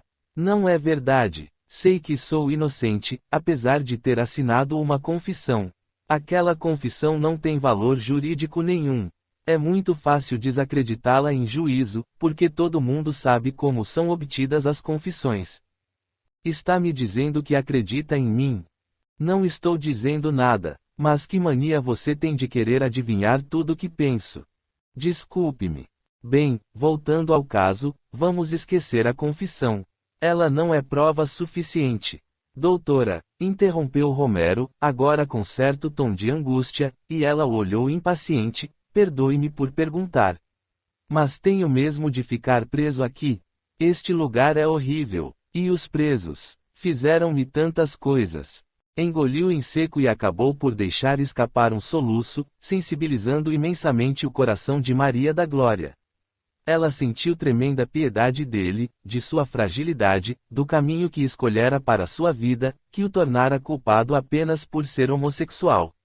Só naquele momento foi que se deu conta do que os outros presos lhe haviam feito e sentiu compaixão, não porque estivesse sendo preso e acusado, pois ela não sabia ainda se ele era inocente ou culpado, mas pela imensa injustiça por vê-lo atirado ali unicamente pelo fato de ser homossexual. Ele era uma alma sensível, podia perceber, e devia estar sofrendo muito com tanta brutalidade. Fique tranquilo, falou com mais brandura.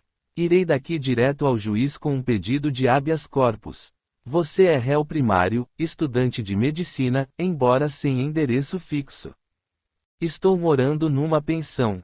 Vai servir. Bem, acho que isso é motivo mais que suficiente para você ser solto.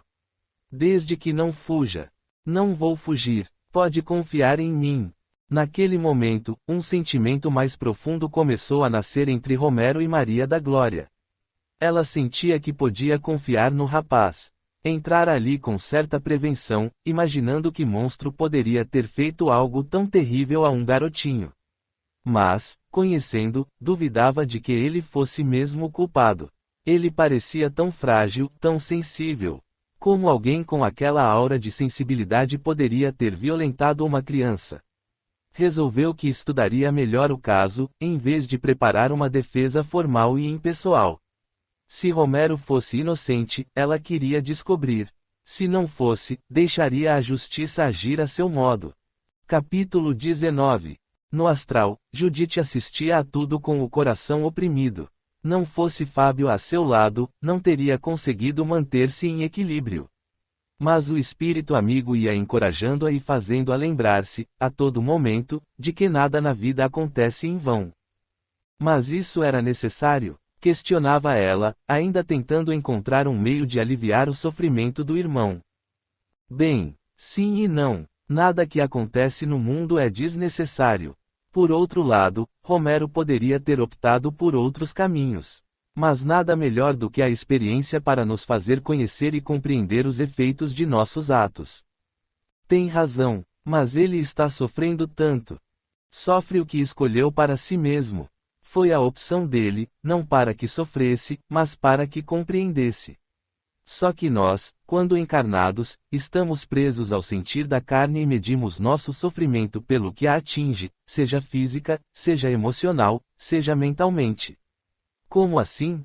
Fisicamente, reagimos à dor, pancadas, escoriações, mutilações. Emocionalmente, sentimos tristeza, saudade, culpa, rejeição. Mentalmente, retemos lembranças difíceis, Criamos ilusões e máscaras de comportamento para levarmos avante a personalidade que nos foi dada nessa vida. Tudo isso, embora se processe em níveis distintos de nossa consciência, acaba por refletir-se em nosso corpo físico. Tanto que adoecemos. É verdade. E isso porque não conseguimos enxergar além do mundo material. Quando conseguimos ver com os olhos da alma, vamos entendendo nossos processos. Para Romero, nesse momento, ele é vítima de uma trama e de uma injustiça. Para sua alma, ele apenas está acionando a roda da vida, fazendo com que se cumpra mais uma etapa em sua jornada de luta pela evolução. E, creia-me, Judite, nada acontece que não tenha sido escolhido ou aceito por ele. Porque ele quis, porque desejou, porque acreditou ser essa a melhor forma de aprender. Nada lhe foi imposto nem exigido. Ninguém quis castigá-lo nem o incentivou à autopunição. Foram suas culpas, seus medos, seus ódios que o fizeram escolher essa experiência. E seu desejo de mudar. Pobre Romero! Não diga isso. Ninguém é pobre quando está ganhando valiosos ensinamentos morais. Tudo que acontece é para nosso bem, se não nesta, em outra vida. Porque ninguém consegue escapar da vida espiritual. E é lá, quando deparamos com o que somos e com quem somos, que temos de acertar contas com nossa consciência. É ela que vai determinar o que já vencemos e o que ainda não. Sei que tudo na vida tem um porquê. Sei também que ninguém sofre por acaso. Sei de nossas escolhas e de tudo o mais. Mas Romero é meu irmão. Sinto pena dele. Pois não devia. Por que sentir pena de quem está crescendo? Agora pode não parecer, mas depois você verá os resultados. Quando ele se libertar das culpas que traz, do antigo vício da pedofilia, da total ausência de respeito por seus semelhantes, você me dirá se valeu ou não a pena. Nada como ser livre, Judite. E só seremos inteiramente livres quando nosso coração não se confranger mais diante das lembranças. No dia em que pararmos e olharmos para dentro de nós mesmos, evocando recordações de tempos idos, e isso não nos incomodar, aí, sim, já teremos nos libertado e estaremos prontos para viver novas experiências em outros mundos. Fez uma pausa e mudou o tom de voz, mas ainda há outros espíritos sofrendo verdadeiramente, porque atirados num lamaçal de dor por sua ignorância e relutância em crescer.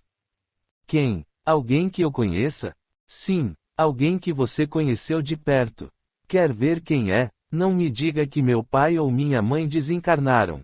Não, seus pais vão muito bem, nos padrões que estabeleceram para si mesmos. E a outra pessoa que me refiro?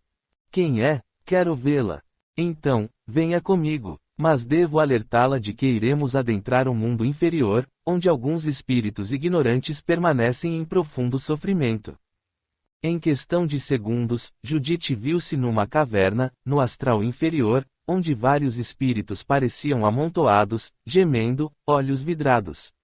Alguns pareciam disputar alguma coisa, outros riam abobalhados. Mas o que é isso? Sussurrou horrorizada, agarrando-se ao braço de Fábio. Não se preocupe, eles não podem nos ver nem ouvir. Caminharam por entre aqueles corpos semi-mortos, até que chegaram a uma espécie de vala, onde alguns espíritos tossiam, como se estivessem engasgados com alguma coisa. O que eles têm? Indagou, entre aterrada e penalizada. São espíritos que desencarnaram em consequência das drogas e do álcool. Todos eles. Todos eles. Nesse momento, Fábio avistou quem estava procurando. Jogado a um canto da vala, com uma seringa agarrada na mão, Júnior debatia-se. Judite fitou-o horrorizada. Mal o havia reconhecido. É Júnior, exclamou, mais para si do que para Fábio. Mas ele está muito mal mesmo. Ainda nem sabe que morreu. Depois desses anos todos, ainda permanece na ignorância. Sim, e, oferecendo-lhe drogas como recompensa, alguns espíritos se utilizam dele. Como assim? Pedem que ele perturbe encarnados. Como ele está num estágio de quase demência, nem se dá conta direito do que está fazendo. É levado de um lado a outro feito um autômato. Colocam-no junto a algum encarnado que queiram prejudicar, e ele fica ali, sugando as energias da pessoa. Depois, como pagamento, dão-lhe a droga que o mantém. Judite sentiu imensa pena de Júnior. Naquele momento, pouco importava que fosse ele quem lhe houvesse tirado a vida. Sentiu o coração apertar-se e segurou a mão de Fábio, contendo nos olhos as lágrimas de compaixão. Não podemos ajudá-lo? Você pode. Eu. Foi a culpa por havê-la assassinado que o colocou assim. Foi por remorso que ele aplicou aquela dose e se matou. Ele quis se matar? Intencionalmente, não, mas assumiu o risco e responde como suicida. O que posso fazer para ajudá-lo? Por enquanto, reze por ele. Envie-lhe vibrações de amor e de perdão. Faça-o sentir que você não o odeia, que não lhe quer mal. Só quando ele acreditar em seu perdão é que conseguirá sentir-se digno de perdoar-se a si mesmo também. Não sei se posso fazer isso. Não me sinto capaz. Você ainda não o perdoou. Seja sincera. Já, se não o tivesse perdoado, não estaria tão condoída. Pois, então, é o que basta. Não estou preparada para isso. Estamos sempre preparados para agir em nome do amor. Para ajudar, basta querer. Voltaram à colônia espiritual. Judite estava impressionada. Jamais vira tanto sofrimento. Perto daqueles espíritos, Romero até que não estava tão mal. Podia estar sofrendo também, mas nada que não houvesse sido programado como parte de seu plano de crescimento. E, depois, estava assistido. Fábio estava sempre a seu lado, dando-lhe passes, encorajando-o com sonhos e pensamentos otimistas. Mas e Júnior? Não tinha ninguém por ele. Júnior não tinha família? Perguntou Judite de repente.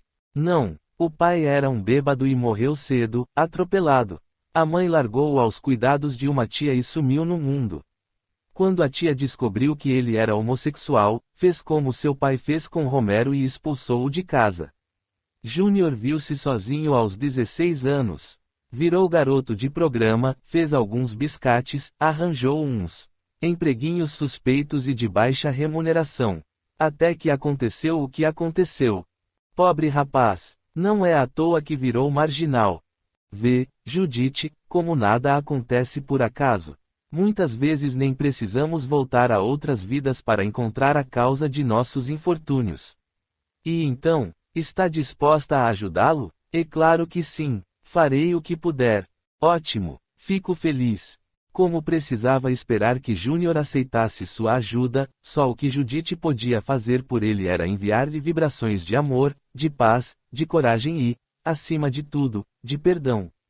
Todas as manhãs, aproveitando a energia renovadora do sol nascente, Judite sentava-se no jardim e irradiava para Júnior um pouco daquela luz. E para Romero também. Capítulo 20. No mesmo dia em que Maria da Glória visitara Romero na prisão, ele fora solto. O juiz acatou o pedido de habeas corpus, pois ele era primário e tinha bons antecedentes, e Romero viu-se novamente livre. Nunca antes dera tanto valor à liberdade como naquele momento. Sentiu que era a coisa mais importante em sua vida e, estimulado por Judite e Fábio, decidiu que não deixaria de lutar por si mesmo. Afinal, não fora ele quem fizera aquilo. Não tinha de se entregar ao desânimo por estar sendo acusado de um crime que não cometera. De volta à pensão, tomou um banho e foi descansar. Precisava estar apresentável quando reaparecesse no estágio. A bolsa era pequena, mas era só com o que podia contar. No dia seguinte, arrumou-se todo e partiu para o hospital. Entrou acabrunhado, temendo a reação das pessoas, e foi caminhando direto para seu posto, na pediatria. O médico encarregado dos estagiários daquele setor cumprimentou-o com ar de espanto, pediu licença e saiu. Voltou pouco depois, em companhia do diretor do hospital.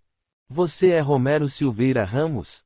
Perguntou o diretor, com cara de poucos amigos. Sou, foi a resposta lacônica de Romero. Venha comigo. Romero seguiu-o em silêncio, sentindo os olhares de recriminação dos colegas e dos enfermeiros.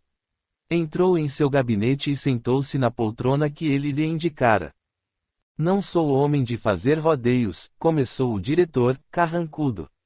Por isso, vou direto ao ponto. Seu caso já é conhecido de todos aqui, e não creio que seja conveniente mantê-lo a serviço deste hospital. Mas, doutor, não me interrompa, por favor. Ainda não terminei. Romero sentiu as orelhas em fogo e baixou os olhos, enquanto o diretor prosseguia: não sei como uma coisa dessas foi acontecer justo em meu hospital. Mas não posso permitir que alguém como você mantenha contato com as crianças que são atendidas aqui. Doutor, protestou Romero, indignado. Não sou um monstro. Jamais tocaria numa criança. Não é o que parece. Não aconteceu nada entre mim e aquele menino. Posso lhe assegurar. Gosto de crianças, jamais lhes faria qualquer mal. Ah, não. Ele meneou a cabeça. Nega que é homossexual. Não sei o que tem isso a ver. Revidou ruborizado. Tem tudo a ver. Se você não fosse um pederasta, não estaria sendo acusado de ter molestado um menino. O senhor tem razão. Se eu não fosse homossexual, ninguém pensaria em me acusar. Como sou, virei o culpado de todas as perversões do mundo.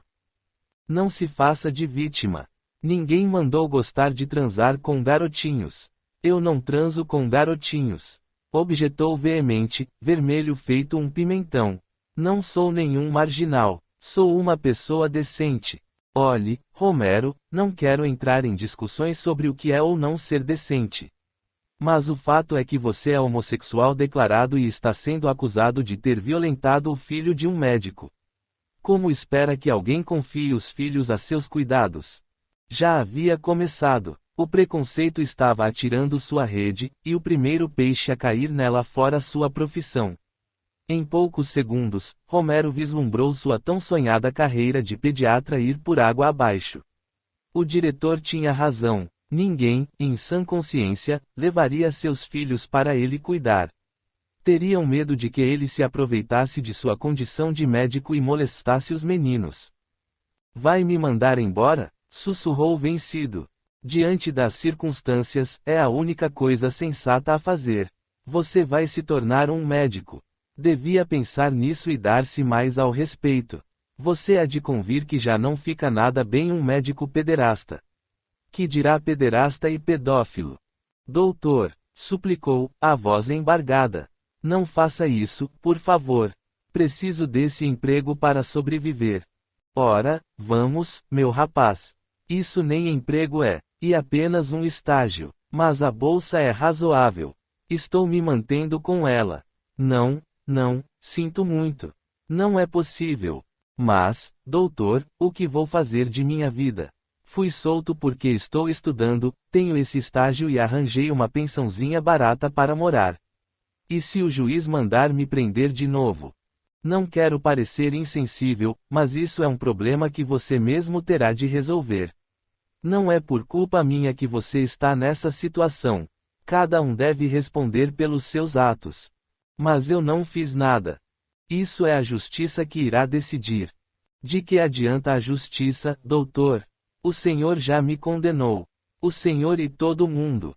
Só porque sou homossexual, acham que não presto. Mas não é assim. Sou um homem honesto, cumpridor de meus deveres, incapaz de fazer mal a quem quer que seja. Eu sei que sou assim. E o senhor não acredita em mim só porque sou homossexual. Não sou doente nem tenho nenhum tipo de peste. Pense como quiser, meu rapaz. Mas aqui você não fica mais. Passe no departamento pessoal e apanhe o resto de sua bolsa. E, para não dizer que não sou generoso, mandei que lhe pagassem a bolsa integral. Embora não tenha trabalhado o mês todo, vai receber como se tivesse. Romero olhou para o diretor com profundo desgosto. No fundo, ainda esperava que ele agradecesse pela sua generosidade. Mas Romero apenas balançou a cabeça e saiu. Já se humilhara demais. Ainda assim, aceitou o dinheiro que ele lhe dera. Não era muito, mas Romero não estava em condições de recusar nenhuma ajuda. Comprou o jornal a caminho da pensão e abriu-o, procurando nos classificados algo que lhe servisse. Havia poucos anúncios naquele dia, porque não era domingo. Depois de dar uma topada no meio-fio, fechou o jornal e fez o resto do caminho em silêncio. Mais tarde, foi até a faculdade e trancou a matrícula. Estava no último semestre, mas Romero não sabia se conseguiria enfrentar os olhares do resto da turma. Nunca fora uma pessoa popular e não tinha muitos amigos. Pensou em sua família, tentando imaginar se eles já saberiam do ocorrido. Ao receber a notícia, Noêmia chorara desconsolada, mas Silas nem queria ouvir falar no nome do filho. Sentia cada vez mais ódio por ele ter se tornado aquela aberração, como dizia. Apesar do medo, Romero resolveu ligar. Escolheu uma hora em que sabia que o pai não estaria e telefonou. Alô? Era a mãe. Ele podia reconhecer sua voz cansada. Mãe. Alô, mãe. Sou eu, Romero. Por uns instantes, Romero achou que ela ia desligar. Noêmia não respondera nada, e ele pensou que ela não queria falar com ele. Decepcionado, insistiu. Mãe, sou eu, Romero, seu filho. Sei quem é Romero, respondeu ela por fim, e Romero não saberia dizer se sua voz era de raiva, frieza ou medo. Fale comigo, mãe. Você sumiu. Há anos que não o vejo. O que você queria? Papai me expulsou de casa. Por que resolveu aparecer agora? Preciso de você. Estou encrencado. Já sei. Seu pai tem um conhecido que trabalha no fórum e tratou logo de vir contar a novidade. Por favor, mãe, me ajude. Estou arrasado. Por que fez aquilo, Romero? Por que não seguiu meu conselho e virou um rapaz direito? Viu no que deu? Não fui eu, mãe. Não fiz aquilo. Não dá para acreditar. Você é. Sou homossexual, mãe, não sou tarado nem criminoso. Quantas vezes tenho de repetir isso? O que você quer? Preciso de ajuda. Estou quase sem dinheiro. Lamento, meu filho, mas não posso ajudá-lo. Seu pai não quer. Nesse momento, o espírito de Judite aproximou-se, atraído pelos pensamentos da mãe, que lamentava a perda dos dois únicos filhos. Fábio, que vinha junto, aproximou-se dela e deu-lhe um passe revigorante, e Judite soprou ao seu ouvido: ajude-o, mãe. Ele é seu filho. Recebendo as sugestões da filha como seus pensamentos, Noêmia respondeu: gostaria de ajudá-lo, Romero. Mas seu pai. Papai não precisa saber, prosseguiu Judite. Não precisa contar a ele, retrucou Romero. Mas e se ele descobrir? Não vai descobrir, falou Romero, quase suplicando. Se descobrir, diga que agiu seguindo seu amor de mãe, orientou Judite. Não sei. Por favor, mãe, implorava Romero. Meu dinheiro está acabando. Preciso sobreviver. Devia ter pensado nisso antes de fazer o que fez. Mas não fui eu. Não fui eu. Por que ninguém acredita em mim? Só Judite. Se Judite estivesse viva, aposto como acreditaria em mim. Eu acredito nele, mãe, confirmou Judite. Por que você também não acredita? E, mesmo que ele fosse culpado, não é seu filho. Ao aceitar recebê-lo como filho, não aceitou também todas as responsabilidades de mãe. Não se comprometeu a cuidar dele e orientá-lo pela senda do bem. E, depois, ajudá-lo não significaria compactuar com seus atos, ainda que ele tivesse feito isso. Você é mãe. Não deveria amá-lo acima de tudo e pelo resto da vida. A saudade de Judite fez com que Noêmia quase que ouvisse as palavras da filha. Sentia, em seu coração, a súplica de ambos os filhos. Não sabia que a moça estava ali a seu lado, embora pudesse sentir sua presença. Pelo amor de Deus, mãe. Romero começava a chorar. Estou implorando. Só desta vez, ajude-me. Ajude-o, mãe, insistia Judite também. Verá como isso lhe fará bem. Mãe, diga alguma coisa, mãe. Por favor. Romero chorava muito, e o coração de mãe de Noêmia falou mais alto. Está certo, meu filho, concordou por fim. Diga-me onde está, e eu irei até aí. Não quero que seu pai nem desconfie de uma coisa dessas. Ainda chorando, Romero deu-lhe o endereço da pensão. Ela anotou no caderninho e arrancou a folha, para que Silas não descobrisse. Amanhã, assim que seu pai sair para o trabalho, tomarei um ônibus e irei aí. Vou lhe arranjar algum dinheiro. Obrigado, mãe, soluçou Homero, agradecido. Desligaram, e Judite beijou a mãe no rosto. Noêmia não sentiu o beijo, mas a saudade que sentia da filha intensificou-se.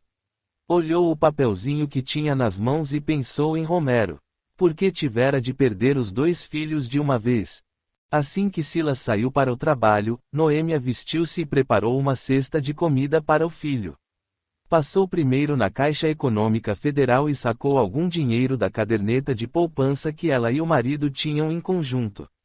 Em seguida, tomou um ônibus e foi para a pensão em que Homero se encontrava.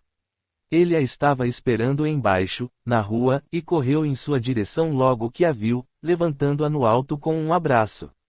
Mãe, murmurou enternecido, a voz embargada de emoção. Como senti sua falta. Ela acariciou seu rosto, em lágrimas, e respondeu emocionada. Como você cresceu, e que rapaz bonito ficou. Pena que está um pouco magrinho. Homero beijou-lhe a mão e puxou-a para a pensão, subindo com ela para seu quarto. Ela estudou o lugar com olhar crítico, mas não fez nenhum comentário. Judite, a seu lado, em silêncio desencorajava-a de comentários desestimulantes. Em uma mesa, colocou a cesta e dela retirou o que levara. Um pouco de frango assado com farofa, pão, um pedaço de queijo, algumas frutas, uma garrafa de suco e um bolo de laranja que assara na véspera e escondera na cristaleira da sala, para que Silas não o visse. Isso tudo é para mim? Perguntou incrédulo. Imaginei que não estivesse se alimentando direito.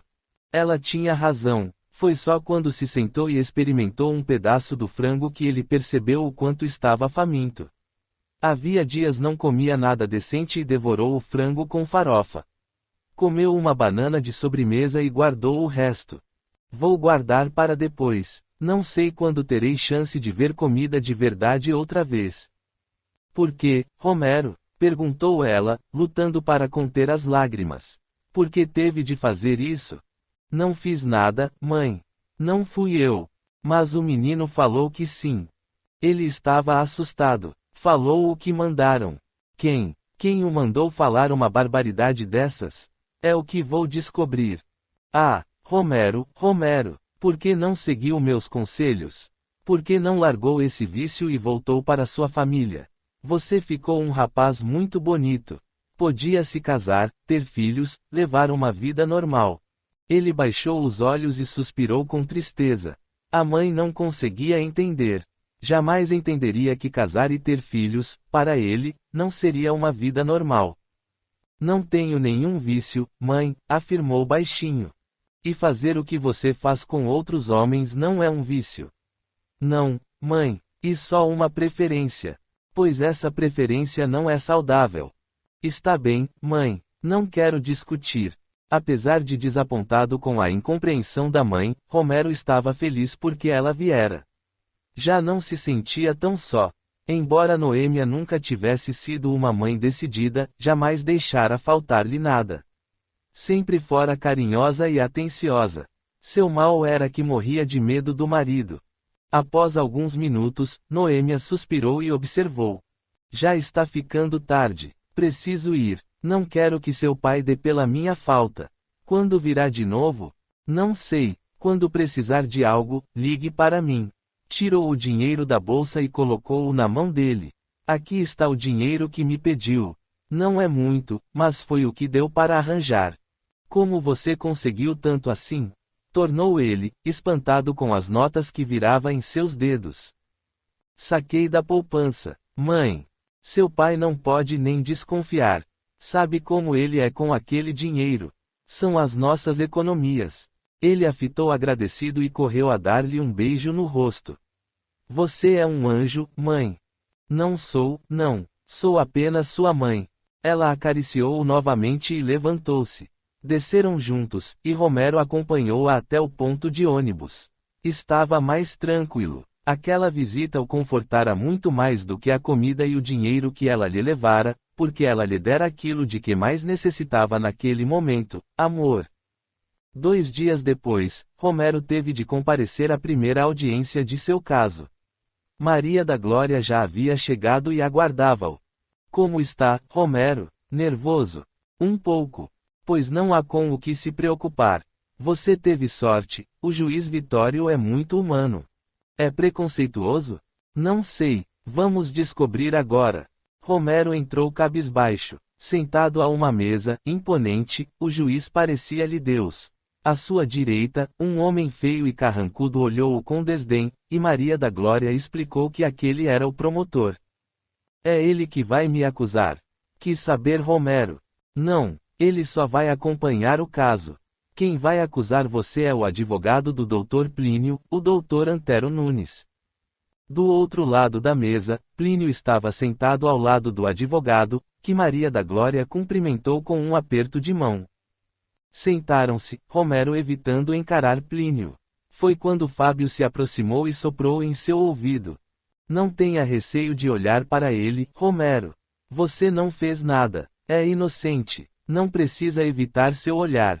Romero achava que aquele pensamento lhe aflorara espontâneo e concordou consigo mesmo.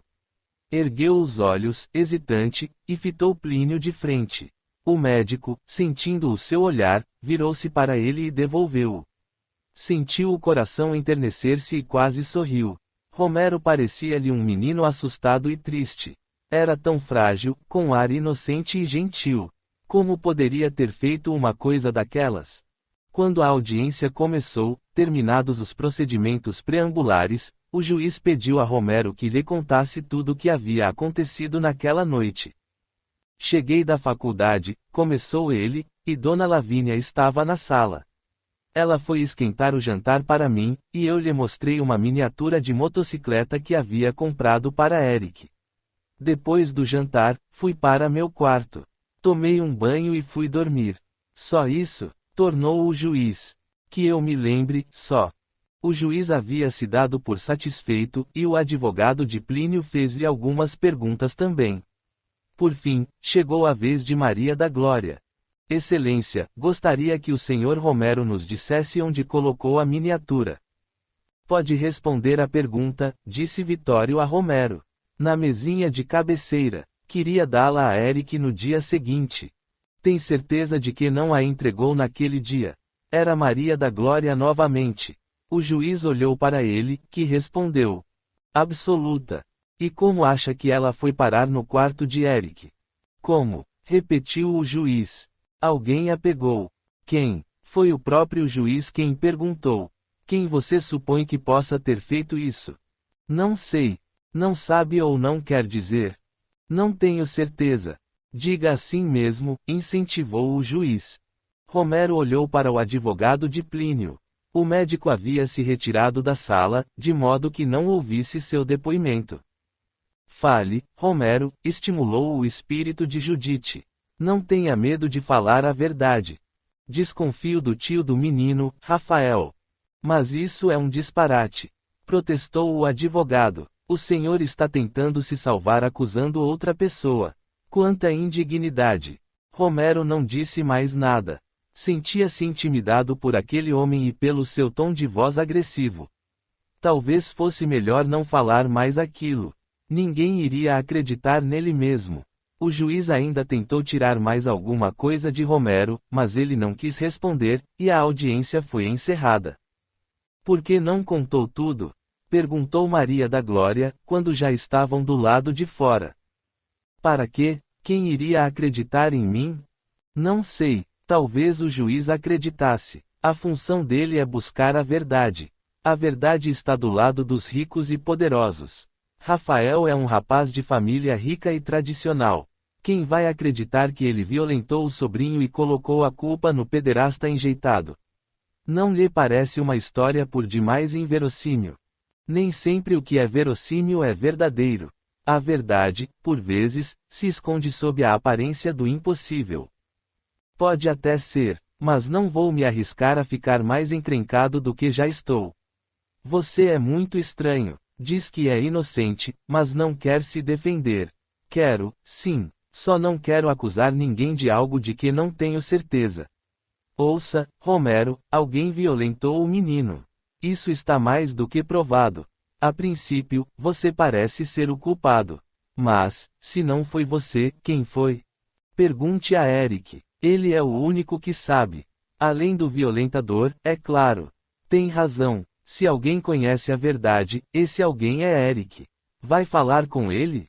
Não. Seus pais não permitiriam. Mas talvez o juiz consiga fazer com que ele fale a verdade. Por que está fazendo isso, doutora? Porque sou sua defensora. Só por isso? E porque acredito em sua inocência. Ao tomar posse em meu cargo, jurei defender a justiça. Movido por um impulso fraterno, Romero abraçou-a. Estava muito carente, e a amizade de Maria da Glória emocionou-o. Desde que aquele inferno começara, todos lhe voltavam as costas. Mas havia conseguido reaproximar-se da mãe e ganhara uma nova amiga. Até que as coisas não iam tão mal assim. Capítulo 21. Fábio e Judite acompanhavam tudo. Do mundo espiritual, tentavam alcançar a mente do juiz, assim como haviam feito com a defensora, incutindo-lhe pensamentos que revelavam a verdade. Com Maria da Glória, o efeito surtira rápido. Com o juiz, esperavam que não fosse diferente. Vitório simpatizara com o rapaz, achara-o um moço tímido e com ar decente. Teria mesmo sido capaz de uma atrocidade daquelas? Precisava descobrir. Interrogaria o menino e o levaria a falar a verdade. Não o intimidaria nem o pressionaria. Mas não era difícil a um magistrado extrair a verdade de uma criança. Ao voltar da audiência, Plínio encontrou Lavínia e Rafael andando de um lado para o outro na sala, ansiosos por sua chegada. Até que enfim, exclamou Lavínia, correndo para o marido. E então, como foi? Plínio sentou-se no sofá e encarou-a com ar cansado. Como esperava que fosse? Constrangedor. Romero estava lá? Perguntou Rafael. O que você queria? Que ele não comparecesse e fosse preso de novo. É claro que estava lá. Não precisa falar com Rafael nesse tom, censurou Lavínia. Não é ele o criminoso. Nem eu, respondeu Plínio rispidamente. Levantou-se irritado e foi ao quarto de Eric. O menino havia retomado suas atividades normais e estava estudando. Voltara a frequentar a escola, mas não conversava com ninguém sobre o que lhe acontecera. Estava triste, acabrunhado, evitando o contato com os amigos. Plínio entrou e sentou-se na cama, atrás dele. Olá, meu filho. Como está? Eric soltou o lápis em cima do caderno e virou-se para ele, os olhos brilhantes das lágrimas que os umedeciam de quando em vez. É difícil, pai, desabafou, a voz embargada. Estão escarnecendo de você? Fizeram algum comentário maldoso? Não diretamente. Mas, por trás, sei que comentam e apontam para mim. Sinto muito, Eric. Deus sabe o quanto gostaria de ter evitado expor você a esse constrangimento. Mas sua mãe insistiu, e, depois, não acho justo um criminoso andar impune por aí. Eu não gostaria que isso acontecesse ao filho de mais alguém. Não concorda? Eric apenas balançou a cabeça, evitando o olhar do pai. Não quero mais estudar lá, falou baixinho. Mas, meu filho, já estamos quase no fim do ano.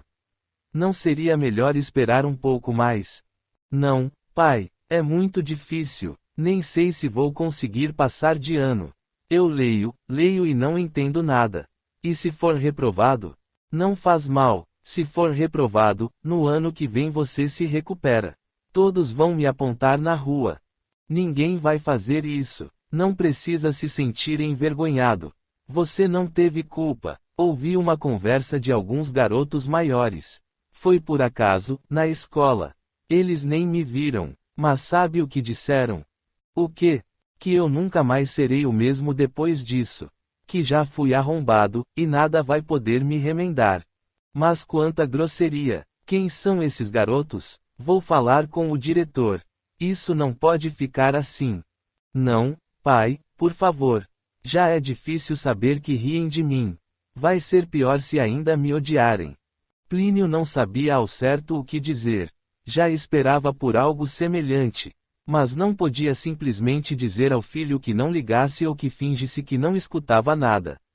Aquelas palavras eram por demais aviltantes para serem ignoradas. O que poderia fazer? Eric tinha razão. Falar com o diretor da escola para que tomasse uma providência seria pior. Só serviria para expor ainda mais o filho e provocar raiva nos outros garotos. E aí as humilhações e as chacotas seriam maiores, o que poderia ter efeitos desastrosos na cabeça do filho. Vendo que o menino chorava, Plínio estendeu os braços para ele, e Eric aninhou-se em seu colo. Não quero que você sofra, meu filho. Não posso evitar. É muito difícil. Está bem, olhe, se não quiser, não precisa mais ir à escola. Posso arranjar de você só aparecer nos dias de prova. Você faria isso? É claro, vou amanhã mesmo conversar com o diretor do colégio. Com o dinheiro que pago, garanto que ele não irá se importar. Acha que consegue estudar em casa? Vou me esforçar. Se precisar, posso ajudá-lo. Sua mãe e seu tio Rafael também. Plínio havia propositadamente tocado no nome de Rafael. Queria experimentar a reação do menino. Como era de se esperar, Eric encolheu-se todo e franziu o senho, protestando veemente. Tio Rafael, não preciso da ajuda dele. Por que não, meu filho? Porque não gosto dele. Foi a resposta lacônica. Eric evitava falar sobre o tio, e Plínio já percebera isso. Para ele, aquele comportamento só tinha uma explicação. Eric tinha medo de acabar falando a verdade. Mas por quê? Na certa, porque Rafael o estava ameaçando. Tinha quase certeza disso. Não quer saber como foi a audiência de hoje? Indagou.